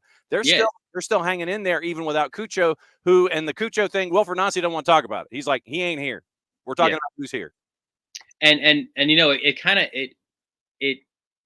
is a little bit similar to last year, like Leagues Cup, right? I think it was our first match. Maddie, you can correct me if I'm wrong, but Zella Ryan just got transferred, right? So, like, now it's like, how do we play without Lucas?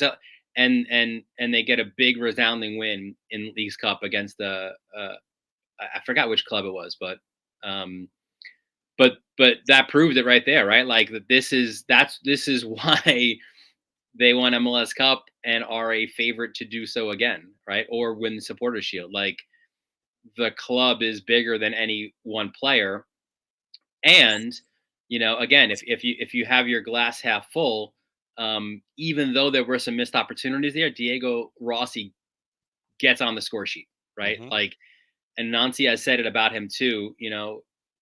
Once we get one from Diego, they're going to come in bunches. So we'll see if that happens. And then you know what? Let's say this is a short-term thing for Cucho. He comes back. I'm sure he comes back a little peed off, right, for having to sit. Yeah. And now you've got two guys humming, right, in the attacking third. So that can't be a bad thing either. Matty Cruz touring Major League Soccer with Dylan Butler. What else is on your mind? Ooh, I mean, I think that leads into my next question, though, of like, obviously it's still really early on in the seasons for all of these clubs, but not too early for hot takes, though. Exactly. Not too early for hot takes. In your opinion, looking at the Western and the Eastern, who is your top 4? Ooh. In both conferences. Yeah. Top 4 after just like when the season's over? Or like that like power rank right now? Yeah, probably based off right now. Right now. Dylan Butler power rankings for right now. Yeah. I will go Crew in the East. Crew. Okay. Cincinnati. Mm-hmm. Atlanta. Okay. Red Bull. All right. Miami like a 5 there. Yeah, I just they'll win something, but I don't think they'll win everything. Yeah. Where's your defense? Yeah, where's the defense? Exactly. West is completely the opposite of what we had this time last year. Oh my God. Right? Like who would be one? Galaxy? LA. Yeah. I mean LA, Salt Lake, Vancouver. Right? Like you can't even really go LA, maybe LAFC after that. Yeah, no, I mean, completely opposite of what, like, these are teams that didn't make the playoffs last year, which I love it. I love the chaos. So, well, I mean, if we're looking at the results from last year in the Western Conference, it was St. Louis number 1, Seattle 2, LAFC 3, and Houston 4, and Salt Lake was 5. Yeah, and LA Galaxy was like 19th, second to last. 19th in the West. They were 19th in the West last year, and now they're number 1. Well, it's which sets up perfectly for Saturday, right? You got your first El Tráfico of 24. See, you are allowed to say that, right? Like I know our buddies are right now, but I am. I mean, hell, I was born in the 714. I can say it. So So Maddie, are you pro or con El Tráfico as the nickname for LA Galaxy and LAFC? Do you like it or do you hate it? I like it because I like it because I really like the matchup in itself, and I like that it has this cool little like nickname because I feel like that's what I feel like. If any rivalry you get, you want something to kind of like pin it, and I feel like it's been said for so often that it's like, oh yeah, it's El Tráfico. That's what it is, and you want something unique to that area that those two teams play, right? I mean, like traffic isn't unique, but like you think of LA as traffic, right? Like yes, you do. Like up here, it's not as sexy. It's like Hudson River Derby, which is all right. It's they battle on either side of the Hudson, but like if Red Bull were in New York City proper, like I don't know, it could be like this Subway something or other, or like I don't know. Subway Series. Wait, that's taken. Oh yeah, it's already taken. I mean, it's so we're allowed to say El Tráfico on the show. Jason is the one who despises El Tráfico as a nickname, and I'm all. I love the man, but one of the things that we do disagree is on El Tráfico as a nickname, and I mean, yesterday we even got into hot seats and things like that, and what we tried to do is go to the bottom of the table in each conference and look at hot seats, and we couldn't quite figure out. Nick Cushing for us on the show yesterday, we were like, yeah, we think that Nick's on the hot seat. And we were also wondering that, maybe after what happened last night in Open Cup, that maybe you should have NYCFC 2 playing on the weekend, or they should have a matchup against the first team, and whoever wins that one is the one that shows up on the weekend and plays in Major League Soccer. Like the old wrestling loser leaves town. It is a loser leave town match, exactly. And so then that means that if the first team played the second team and the second team won, that meant that Nick Cushing would have to coach the first team and play an MLS Next Pro for a week. And then they would like have the midweek matchup to figure out, okay, is it going to be the second team that plays and travels, or is it the first team that I'm telling you guys again, like I've said it before, but I'm sticking with it. When my new stadium opens up, the manager on that day for NYCFC is Pep Guardiola. Oh, I wouldn't be surprised one bit. I mean, it would not shock me one bit that Pep Guardiola would be walking into those first steps of Dylan Butler Estates and going, I like this stadium because my lovely apartment, it's over there. And literally all he's got to do is he's got to point to Central Park West and that direction. He's probably got the 8-figure apartment that's got like 4 bedrooms and the double stacked store wraparound windows. Yes. Yeah.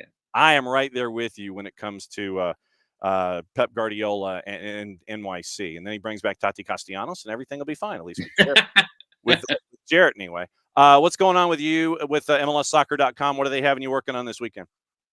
Yeah, like I said, did last night.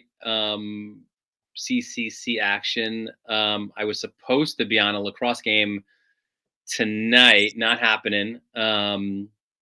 So what's next? Saturday night, MLS action. So it's going to be a tough one because like I'm all about just sort of having to see everything happening. I'm like a 360 guy. But man, I got to keep an eye on that El Tráfico match. Mm-hmm. Like, I might have to double screen that or something. Figure something out there. Right there with you with our boy Kevin Egan as a part of this. So as always, Dylan, it's great to have you come in and crash on Wednesdays at Dylan_Butler on the 280 character app. Be safe. Enjoy your morning. Oh, what's in the mug this morning? Or where is the mug this morning? I got it right here. Hang on. Since we spoke about them earlier, yes. we'll go. Aha, there you go. Your pinstripes, New York Yankees. As always, my friend, it's great to see you. Great to have you coming on to talk about Major League Soccer. Enjoy El Tráfico. There we said it. Yes, sir. Be good. We'll see you next time. All right. See you, John. See you, Maddie. There you go. That's Dylan. And to answer Emilio's questions and Ropes' questions, no clue. Ropes wants to know what Cucho did. We have no idea. And that's how locked in everything is in Columbus right now, is that we don't know what happened. I mean, it's like there was an alluded to event when he was pulled, I want to say in the Charlotte match, and he and Wilfred Nancy were going back and forth and they were getting a little woofing going. That's the only thing that folks are alluding to that was in the public sphere. We do not know.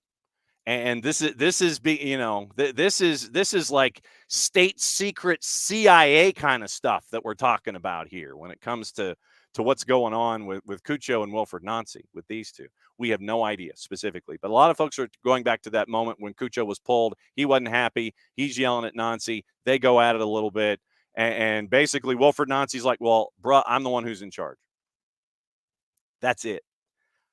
I'm the one who's in charge. This is not your club. This is me. I'm the manager. And so you are now seeing what is going on with Wilfred Nancy and Cucho Hernandez. Yeah, what's up, Maddie? Which I will say, I mean, the fact that I feel like when stuff like this happens, we always like know what's going on. Mm-hmm. Like Columbus is doing a good job of at least keeping it very close to the chest. Yeah. Because, it's one of those things you don't want to publicly shame a player. No. In that, like you just don't. Well, some coaches do, but Wilfred Nancy doesn't seem to be that kind of guy. I really like the way that he coaches. I really do love watching Columbus play. I think they're a very good team, and I think he's done a great job coaching there. And I think he's doing a good job of not really mentioning what's happening. It's an in-house thing, and that's what you want it to be. You want it to be solved in-house. You don't want the outside to kind of impact everything that's going on, because sometimes that happens, and sometimes it causes a lot more turmoil than you want it to be. It could just be a little disagreement between a coach and a player, and then they talk about it, and then everything's fine. But I mean, I would say good credit to Columbus for keeping that pretty close knit and like kind of dealing with it in house, if that is what they're going for. Yeah, so that's what you're staring at when it comes to right now with Columbus. Since it is 10:30 for this one, and it looks like we're going to Chattanooga. He's not on the road yet, considering that it's probably a good 3-hour drive with traffic coming from Chattanooga to get to Silverbacks Park in suburban Atlanta, because Open Cup continues today. I feel like I need to have like some kind of reverb in my voice. Open Cup continues today. Sean McDaniel is going to be joining us here, and he's going to get the Chattanooga Red Wolves perspective on stuff, the president and GM of said Red Wolves. And let me bring Sean into the discussion here. Sean, my friend, good to see you. Good morning. So we are showing our beverages, and obviously I have my Mountain Dew here. Maddie is keeping her beverage close to the vest. What is your cup/mug, and what is in it this morning? Well, it's not a fancy cup, but it's Nothing coffee, and coffee flows through my veins all day, every day. Well, Gonzalo Pineda, the head coach of Atlanta United, was asked about this because much like you, he is always seen like this. He has that cup. He's right there with it. He was asked how many cups of coffee he has during the day. His doctor told him to peel back. He has peeled back to 14. Yeah. Just like Coach, here's my cup. And just like Coach, I too have been requested to peel back. And look, peel back is in the eye of the beholder, but I'm well over double digits on the coffee during the day. So I feel his pain. Wow. I mean, that's wild that you, like Gonzalo Pineda, are double digits in your coffee. I was not aware of this. Yeah, and it doesn't even affect me at night, not to go off topic here, but the reality is I am a coffee addict, and I'll admit it here on the broadcast, and I probably need help. Nothing wrong. No, sir. No. The reason that we have you on a Wall Pass Wednesday is that Wall Pass Wednesday traditionally is where I know this shocks you, but the show does go off the rails occasionally. But we go Wall Pass Wednesday. It's like I come in with a topic, you come in with a topic, we go back and forth, and we could go random and go off the walls. So the fact that you say that you are a coffee addict and go double digits with your cups of coffee, that fits what we're doing here on the morning show. It's absolutely fine. No, there is no fear in bringing up that kind of a conversation here, sir.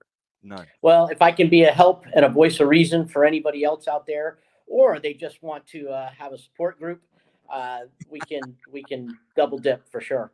All right, we can throw one together because I'm in the same boat too. I have a coffee right next to me, and it probably won't be my last one of the day. Yeah, well, so at least we have 3 in the group now, so we can launch. Yes, exactly. So a reason we had you on is we wanted to discuss a couple of things. We wanted to discuss the season to date in USL League One, discuss what's going on at the stadium because you're playing a lot of road games. But first and foremost, topic tonight is Open Cup. That's the first topic on the board. What was it like to survive your first round match to get ready for this one going up tonight against Apotheos here in suburban Atlanta? I mean, I hate that we were on the drama side of this, but the reality is this is what the Open Cup is all about. It is about teams rising to an occasion that typically they might not be predicted to do. And while I thought we had a decent match, the reality is we had to fight for our life all the way into overtime. And tonight's going to be no different. Absolutely no different. We're out of town. We're at a well-known park for sure, but something that's not familiar to us. And it's the U.S. Open Cup. It's what exists for teams to be able to rise and win. It's dramatic. It's drama. It's everything. Maddie Cruz for Sean McDaniel. Go for it. Yeah, I mean, sorry, I forgot I had to unmute myself. That's important if you want to. She's stuck drinking her coffee with a mute button. That's what's going on. No, guys, listen, it happens. It happens occasionally. But I mean, yeah, I mean, looking back, the Open Cup is full of surprises and everything like that. What has been at least the report going in and playing against Apotheos in Silverback Stadium? I know you guys don't know.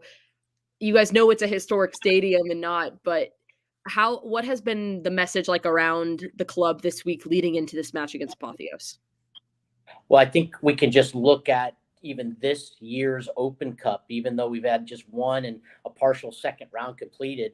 If there's anything that's predictable, it's the unpredictability of the outcome of the matches. And the way we look at it, if you're in League One or Championship, MLS, you got a professional club, there's all sorts of scouting and video, and we know who the players are. So it's not difficult to really know about your competition. It's very difficult for us to know who we're playing tonight. That's why it's always a surprise. And, we're putting a good side out there tonight. This isn't, we're not looking past this. This is a top squad for the Red Wolves because we want to win. And we think it's important to win. And when you go into an unknown ocean, so to speak, we have to go with our best 18 because we need the victory because we don't know what to expect from the other side of it. Yeah, and that's been a key to all of this. And I think that it's also what a lot of folks kind of put to the side, I think to a certain degree, is that you're already in league schedule. I mean, you guys just started league play. You're having to do all of this on the road so far because of a topic that we'll get into in just a little bit. But you've got, you've played on the road. You've played the one match so far, and you're having to do things all over the place. So maybe being on the road, considering that you might be used to being on the road, playing away from home for as long as you will be, it might be part of the equation. But at the same time, it's like midweek weekend. And you said first choice lineup to get you ready for what's going on the weekend, but you're not taking this for granted. It's going to be an interesting challenge, not just now, but tonight and then going forward because of everything that you and Scott McKenzie and Jimmy Weekly and the staff have to juggle with your schedule, making sure you advance in this tournament. Well, and to even stretch that out further, John, the team went down last night. We went down last night. We stayed in the hotel. We had our team meal. This is treated like every road game we go on. It is that important to us. And, for us, yeah, we've had a delay to our start, particularly at home. The best analogy I have is if you've ever been to a pet store and you have a bunch of puppies in a kennel and you open the door out for the puppies to come tumbling out. That's our players. Like, they want to play. They're ready to kick a soccer ball. They're tired of just watching other teams play. So the expectation's high, certainly from the club standpoint and our fans, and we're treating it as a road game. It's something we need to have success with. Madison Cruz, go for it. Yeah, and I mean, I think it also goes from that last match that you guys had against Brockton FC United. You guys had 2 goals leading. You were leading 2-0. And then they were able to come back, equal it up, going in extra time, and you guys battled it out. You guys made it 4-2. What does that say about the resilience of your squad and knowing that if something like that does happen again, you guys know how to battle back? I think, Madison, what we gather from that is we were shown a red card, so we're down a man late. We were not playing at our home stadium at CHI Memorial Stadium, so it might as well have been on the road. It was a nice facility, but certainly not one we're used to. So when you get to this level in a professional career, excuse making is something that can't exist. Because they played on the same field we did. They had the same parameters, same officials, same barriers that we did. I think what it really says is the game's not over until the referee blows the final whistle. And for our players, satisfaction in a tie or a loss is not okay. And going into overtime, that was our best football that we had played the last 2 periods of overtime. And I believe it will carry over and translate into tonight's match. Sean McDaniel, President and GM, Chattanooga Red Wolves in USL League One, hanging out with us here for a bit of a catch-up and a bit of an Open Cup preview as they play Apotheos in the NPSL tonight. 7:45 kick, according to U.S. soccer. They pushed it back just a little bit. So 7:45 kick here in suburban Atlanta as they go up against Apotheos, the runner-up in the NPSL season in 2023. For those who haven't had the chance to see the roster build and see what Red Wolves look like in 2024, for those that either are going to the match tonight or going to catch it on the ways that things are streamed these days, you and I are in the TV booth. We're going to do the open to the show. They do the title card over everything, and hey, you're at Silverbacks Park, and it's Red Wolves and Apotheos coming up here in Open Cup. They go to the floor, they go to the field, and they talk about the key players for Chattanooga Red Wolves. From your perspective here early in 2024, with one Open Cup match and the match against Lexington in the barn, who should folks gravitate toward when they're watching Red Wolves tonight go up against Apotheos? We rebuilt the roster this year. We kept 5 players from last year, so when Scott and I sat down, the season's over, we really worked at what type of culture, footballing, what are all the pieces that need to come together for us to not just make the playoffs, but win something. And what people should expect to see tonight is a great mixture of old and new, familiar and new. And what I mean by that, we have familiar faces that will be in the 18 tonight. Tim Trilk, former Red Wolf, is now back with us. Leo Fola, former Red Wolf, now back with us. Ricky Ruiz, former Red Wolf, now back with us. Long-term players, Walefi, who's been with us since the beginning. Couple that with some new, young, exciting talent. Omar Hernandez from Dalton, Georgia. We have Lucas Coutinho, who's been a League One stalwart from its inception. We have Jameel Roberts, who scored the winning goal against the Chattanooga Red Wolves in the national final 2 years ago. So we've blended those new faces with familiar faces, and let's check back around 10:30 tonight to see if that worked. But I think that's the formula for success. Maddie, go for it. I think that's so interesting. You have rebuilding this club and rebuilding the team, adding in those previous players. What was that decision making like to keep those players and then bringing those in? And how has that dynamic been, having them as veterans and then having these new players step up? I think the best way to describe that, Madison, would be by when you've moved back to a familiar setting, the run up to comfort is a lower run up. And what I mean by that, for our guys that we brought back who were here for a couple of years previously, when they stepped on the field, it was take a deep breath and I'm back in Chattanooga.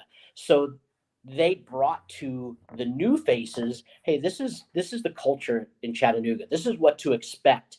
So the preseason, we actually get to work on footballing stuff and minimize the periphery items of relocating to a new city. And while it may sound like something trivial, the reality is we have been young men from all over the world who've laid eyes on Chattanooga for the first time on February 1st. Well, we blend that in with veterans and players who have been here for a number of years, and they really put their arm around them and say, this is what to expect. This is how it works around here. And so far, so good. I know we've only played 2 matches, but I really like our roster, and I really love how we've been training, and hopefully we'll see the fruits of that tonight. When you have a new player come in, since you opened this door, let me ask you. When a new player comes to town, there's only so much you can do with WhatsApp and texting and FaceTime and all that kind of stuff. When they finally come into town and they're a part of the Red Wolves organization, do you pair those new players that don't know Eastridge from Adam's House Cat with a veteran in a living situation? But is there a buddy system when it comes to Red Wolves and getting these younger players and these newer players acclimated to what it means to be there in Eastridge, in Chattanooga, and in USL League One? How does that work? We actually, I'll take a couple giant steps back. I'm going to give Scott a lot of credit here because, at the end of the day, the players want to not just be compensated well and have a great environment to play in and live in, but they need to know that the head coach, that the manager is someone who's going to value them. And what Scott did such a great job of for the new players, especially, was he sold the city, he sold the stadium, he sold all the things that Chattanooga has that perhaps even championship teams don't even have, and spent a lot of time, the PowerPoint presentation, the phone calls, the video conferencing. So when the player made the decision to sign with us, it wasn't just a blind signing. They actually had real data to look at and evaluate, so that when they arrive, although they may not be paired off with a veteran, when they're in their group dynamic and their group setting, it really is reality now coming to fruition over what was presented to them on Zoom meetings and PowerPoint presentations. And again, the acclimation period becomes far, far less stressful and strenuous because of the veterans and those who've been here before, and really all the perks and amenities that the club offers.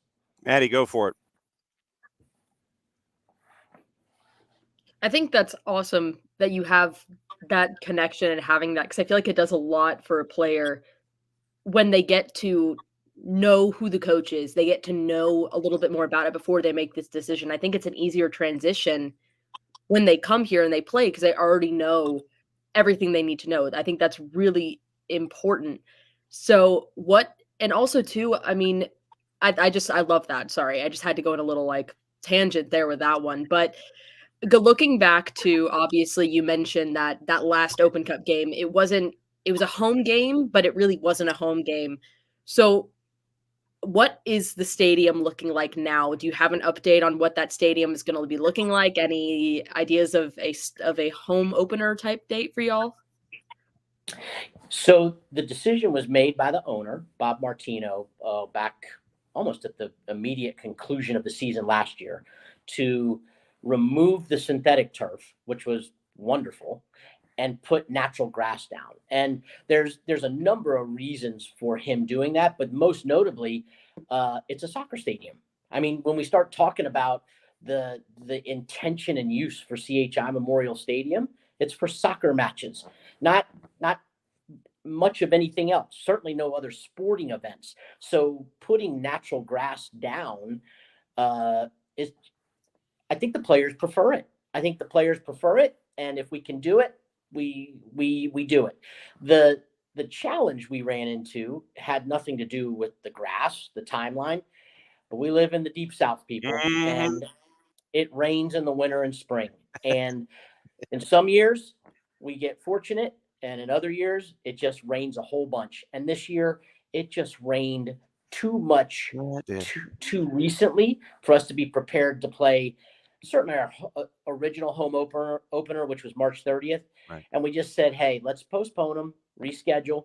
And now we're slated to kick off April 20th at home. And the field looks, I mean, I just was out there yesterday afternoon. It's coming along wonderfully, and fully anticipate having a great venue and pitch to play on. Are you allowed to step on the grass? Do you test it with your foot? Do you sit there and go down to the field level and kind of tamp on it a little bit, or does the groundskeeper sit there and yell at you? Well, we're almost to where the groundskeeper's yelling at me because it's sacred ground for sure.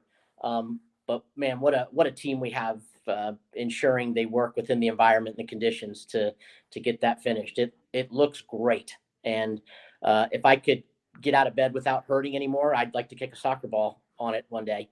Well, we are looking forward to when the grass is in place and gets the official thumbs up from the groundskeepers and everybody installing it up there at CHI Memorial. When are you leaving and heading this way for the 7:45 kick? My ride, which is our ticketing superstar, Owen Click, he and I are driving down together probably early this afternoon, so we can partake of the local bar scene and then go cheer us on. So hopefully be down there, before all the Atlanta traffic gets nutty. Okay, so then you're leaving 3 days ago. I understand. That's about right. Yep. 7:45 tonight on a bunch of streaming platforms. It is Chattanooga Red Wolves and Apotheos in Open Cup. Sean, as always, great to catch up with you, my friend. Get the updates of what's going on up there in Chattanooga.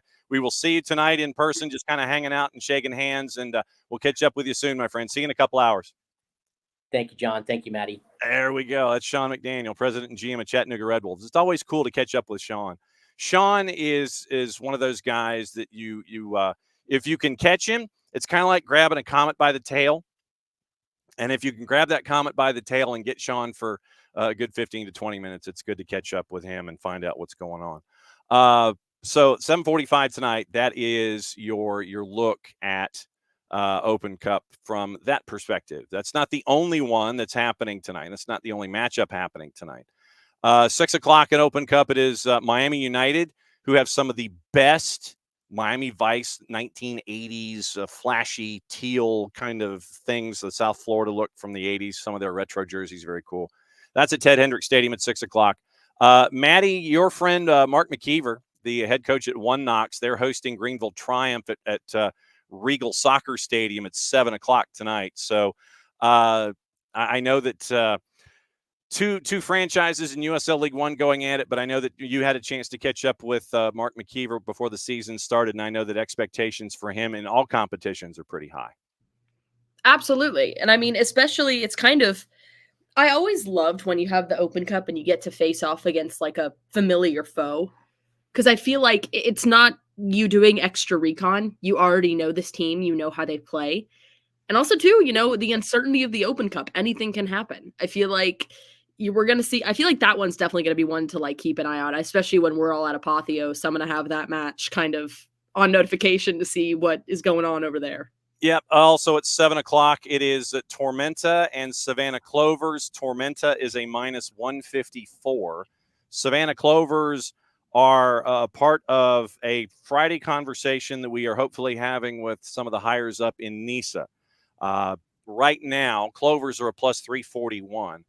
But on social media and various and sundry other places, yesterday it was reinforced that Clovers right now are being run by the league, and it is a difficult financial situation for them right now, and it appears that they will make the trip to Statesboro to take on South Georgia Tormenta.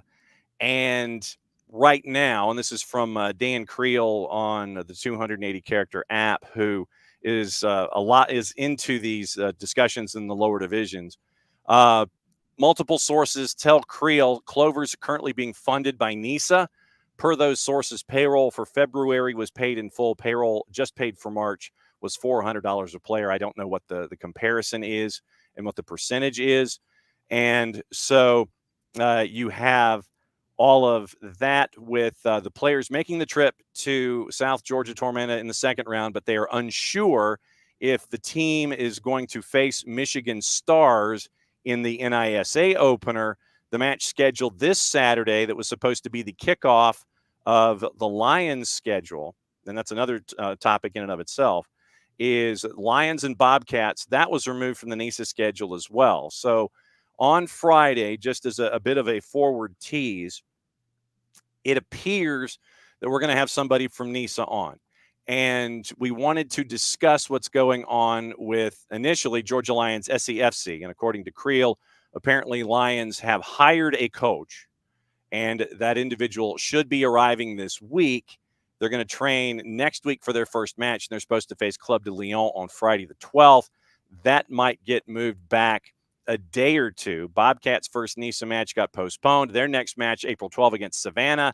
And then the Bobcats may not play until May 4th against Michigan if that doesn't happen. Lions FCSC, by the way, on Transfermarkt, they do not have a squad size. You go on Transfermarkt, you look up Georgia Lions, the number of players that are currently listed is 0.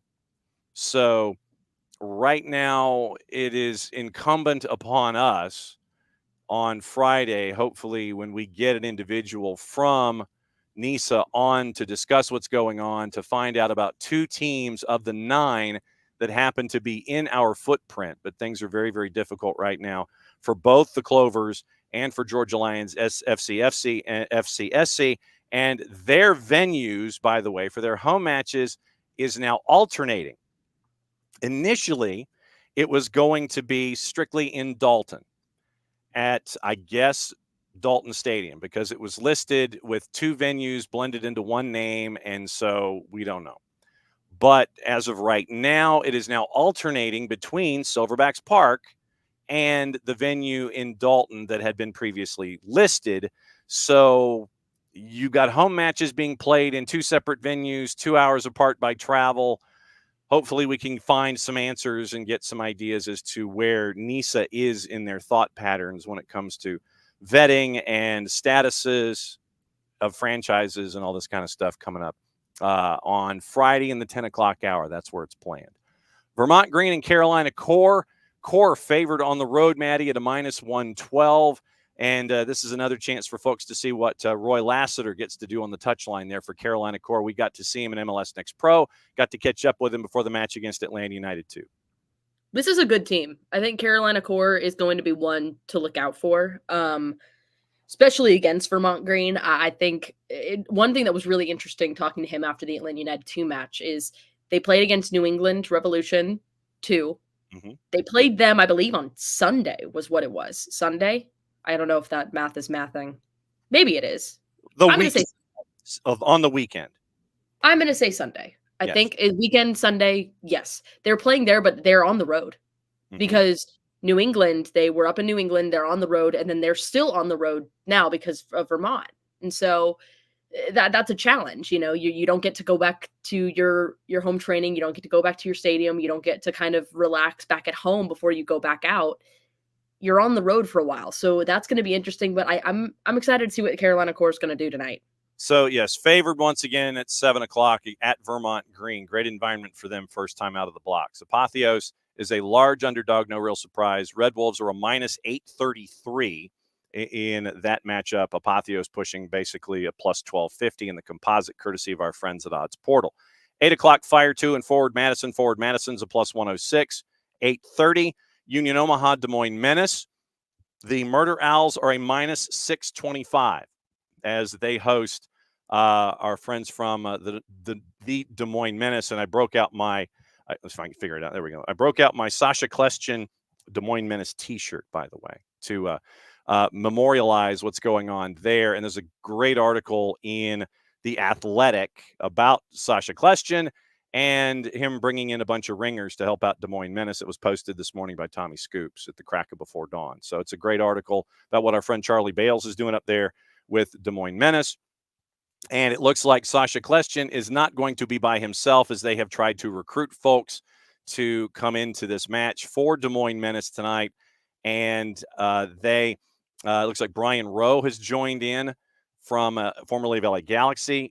Stu Holden's brother, Ewan Holden, is now a part of it. Looks like Roger Espinosa has signed on to play this round for Des Moines. AJ De La Garza has signed to play on for Des Moines in this round. And it's all because of Sasha Klestjen and his Cruton.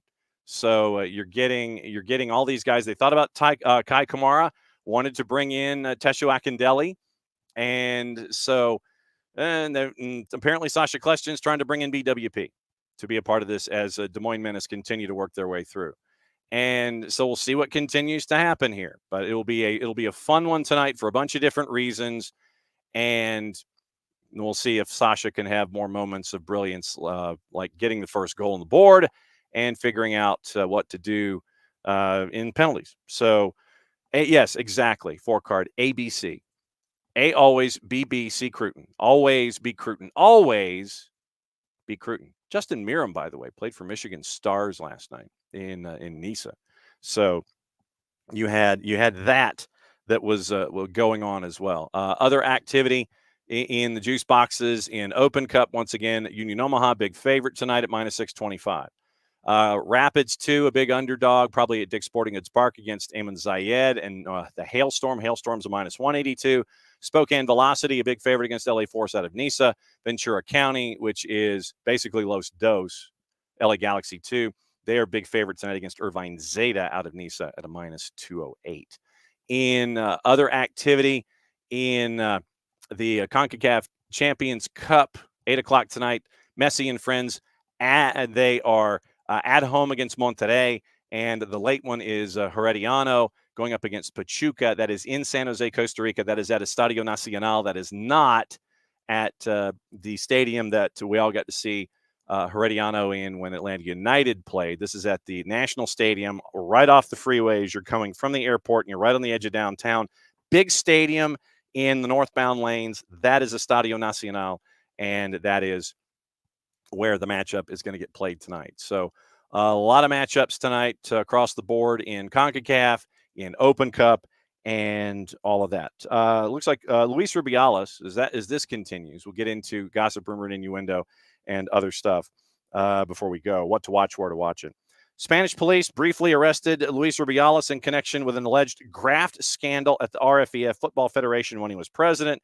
Detained at Madrid's Barajas airport shortly after flying in from the Dominican Republic, but released shortly afterwards. Sources close to the probe said he disembarked from the plane under a police escort before being questioned inside the airport.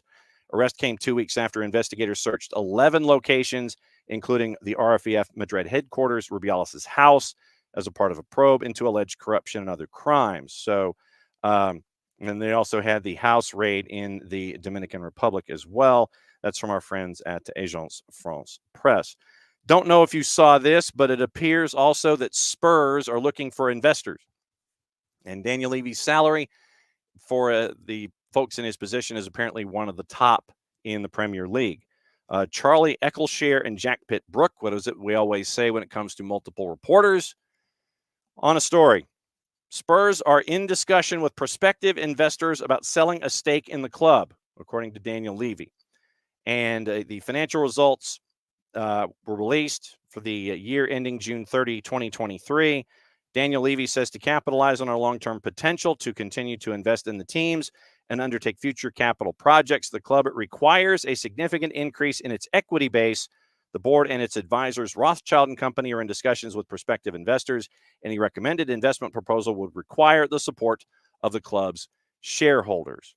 So Levy's statement led to questions about whether Tottenham's owners were about to sell up, but the club say the talks are over selling a stake, not a full-scale change. Either way, it is for Spurs, who in their results announced they'd made a total loss in the period of £86.8 million, up from £50.1 million in the year ending June 2022. Revenue exceeded half a million pounds for the first time, 24% increase, but they're looking for possible investors at Spurs. So, Maddie, Spurs are looking for folks to help out. You know anybody that can help out Spurs with some investment capital?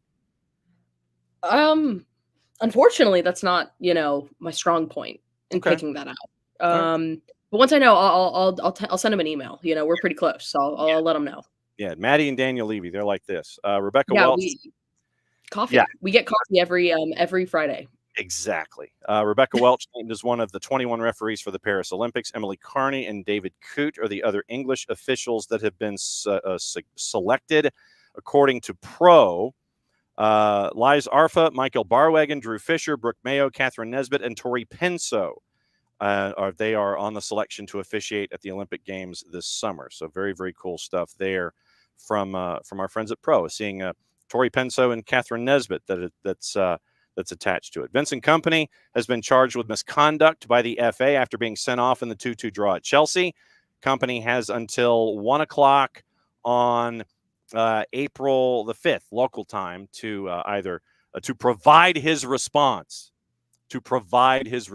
Remember, you're allowed to talk about that kind of stuff. Yeah. So, all right. So it is officially official.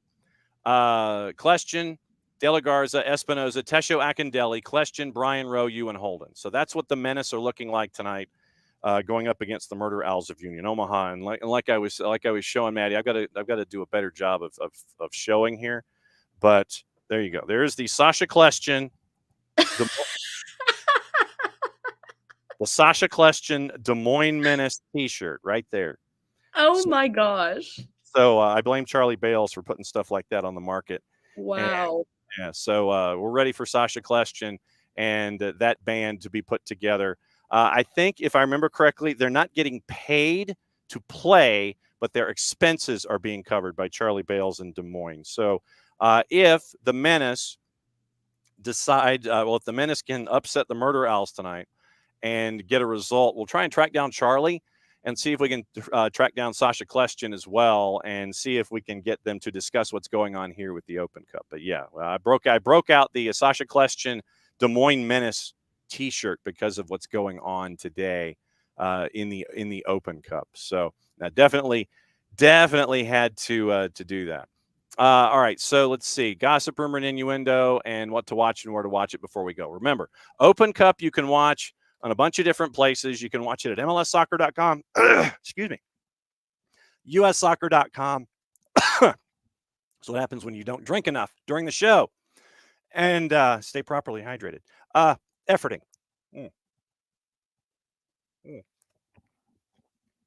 Well, that's totally on me. So that's what happens when you don't hydrate properly. You get something like that happening. But USsoccer.com, MLSsoccer.com, the YouTubes, the private links, you can usually go on the 280 character app. Someone will post the private links. You can look at them that way too. So here you go. BN and BN en Español have Turkish Super League at 1:30. Copa Libertadores at 6 and 8:30. If you do not have BN and want to watch everything that BN puts out there from the Middle East, North Africa, and the African continent, and Europe and South America, you can get it at Fanatis, fntz.co/soccer down here. Helps them out at Fanatis, helps us here at the network, and you can truly get CDO for the fans, Nuestra Tele, TIC, Liga 1 Max, all the BNs, all that stuff. You can get it in one place at Fanatis, fntz.co/soccer down here. Jason got me hooked. I blame him.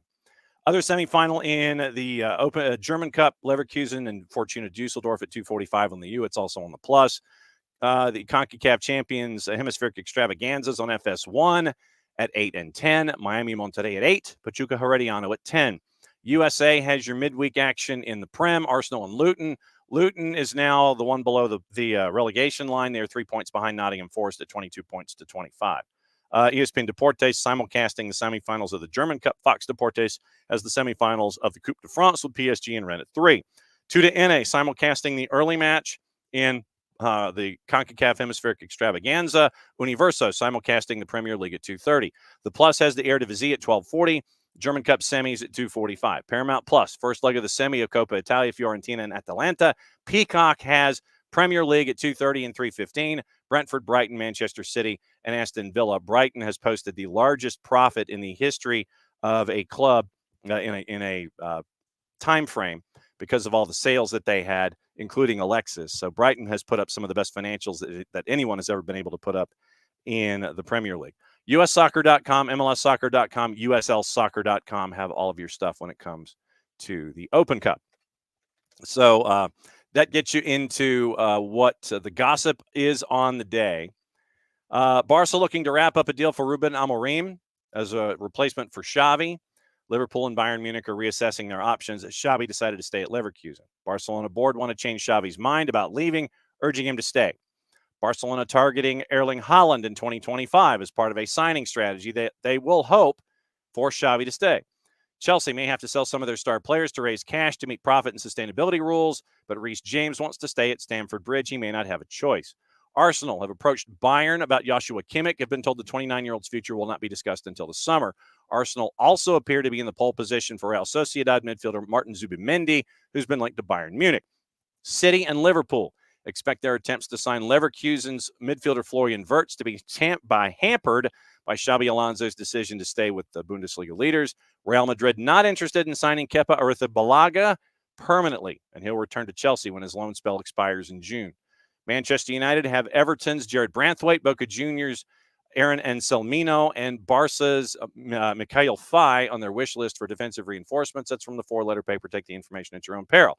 Jadon Sancho on loan at Dortmund may get another chance at Manchester United if the club appoints Southampton's Jason Wilcox as director of football. They work together at the academy. United have a concrete interest in appointing Ipswich manager Kieran McKenna as their new boss. Used to work at the club as an assistant under Jose Mourinho and Ole Gunnar Solskjaer. Real Madrid would like to sign Lenny Yoro, the center back from Lille, who's been linked to United, Liverpool, and Chelsea this summer after he told his club he wants a new challenge. Spurs may be forced to sell Emerson Royal to help fund moves on their window. Leeds, Archie Gray, 18, being watched by Real Madrid, Bayern Munich, and other Premier League teams. Marcus Alonso at Barca is in advanced talks with Atletico Madrid about joining on a free. Barca have identified 19-year-old Fiorentina defender Michael Coyote, who also is getting interest from Arsenal as an alternative to Joao Cancelo. Birmingham are in a pole position ahead of other championship clubs to sign QPR's U18 defender Daryl Carrick, having watched the Scottish centre half on numerous occasions this season. Maddie, yesterday we were supposed to have activity in Northwest Georgia. That did not happen because Mother Nature is who Mother Nature is. So the doubleheader with Calhoun and Sonoraville did not happen yesterday. There is going to be a doubleheader tomorrow in Sonoraville at 5:30 and 7:30. The Calhoun boys will be a part of that discussion, but the Rome girls will be playing Sonoraville at 5:30 tomorrow. Friday, Wesleyan is going to Calhoun to take on Calhoun's girls at 4 o'clock. So those are the next matches on the network. Sonoraville slides from Tuesday to Thursday. We get half of Calhoun on Thursday, the other half of Calhoun on Friday, and Rome, their girls, are the 5:30 coming up on the network tomorrow and Friday. Man, that was a lot to talk about with the weather push. Man, that's a lot. I'm going to catch my breath there. Well, but yeah, and so, obviously we got to thank our friends at Kaiser Permanente for being great sponsors and all of our other partners for the broadcast schedule. Regular season winding down, that is at the end of next week, and then shortly thereafter it's the playoffs. So April is the sprint continuing for high school stuff. But yeah, we will be in Sonoraville tomorrow, Calhoun on Friday. That will wrap up this week. So spring break. What is this spring break that you are discussing here? This does not exist. Spring break does not exist in this dojo. It does not. Simple. Nope. We do have referee assignments for the weekend. Rosendo Mendoza is the referee for the Atlanta United match at NYCFC. Timothy Ford is the VAR. Oh, that's going to be a bit of an adventure. So, so we'll keep an eye on that. But the refs assignments are out, and we'll see what else is going on with that. Any other thoughts today before we all go? And could be on anything because it's a Wild Pass Wednesday. Could be on our guests, could be on our stuff, could be on what's on the air. What else is on your mind before we go? I'm excited for Open Cup. Open Cup is going to be fun. I'm excited to go see Apotheos. It's my first Apotheos match. Mm-hmm. And yeah, it's going to be a lot of fun. We're going to grab some cool content and yeah. So looking forward to that. 7:45 kick. It got slid back a little bit. So if you want to watch, however you stream, 7:45 will be the start of that match on the platforms for the Open Cup. So looking forward to that. Let's see. So thanks to Tyler, who was in the study with the large bookcase behind him. I'm starting to sound like Stevie from Family Guy.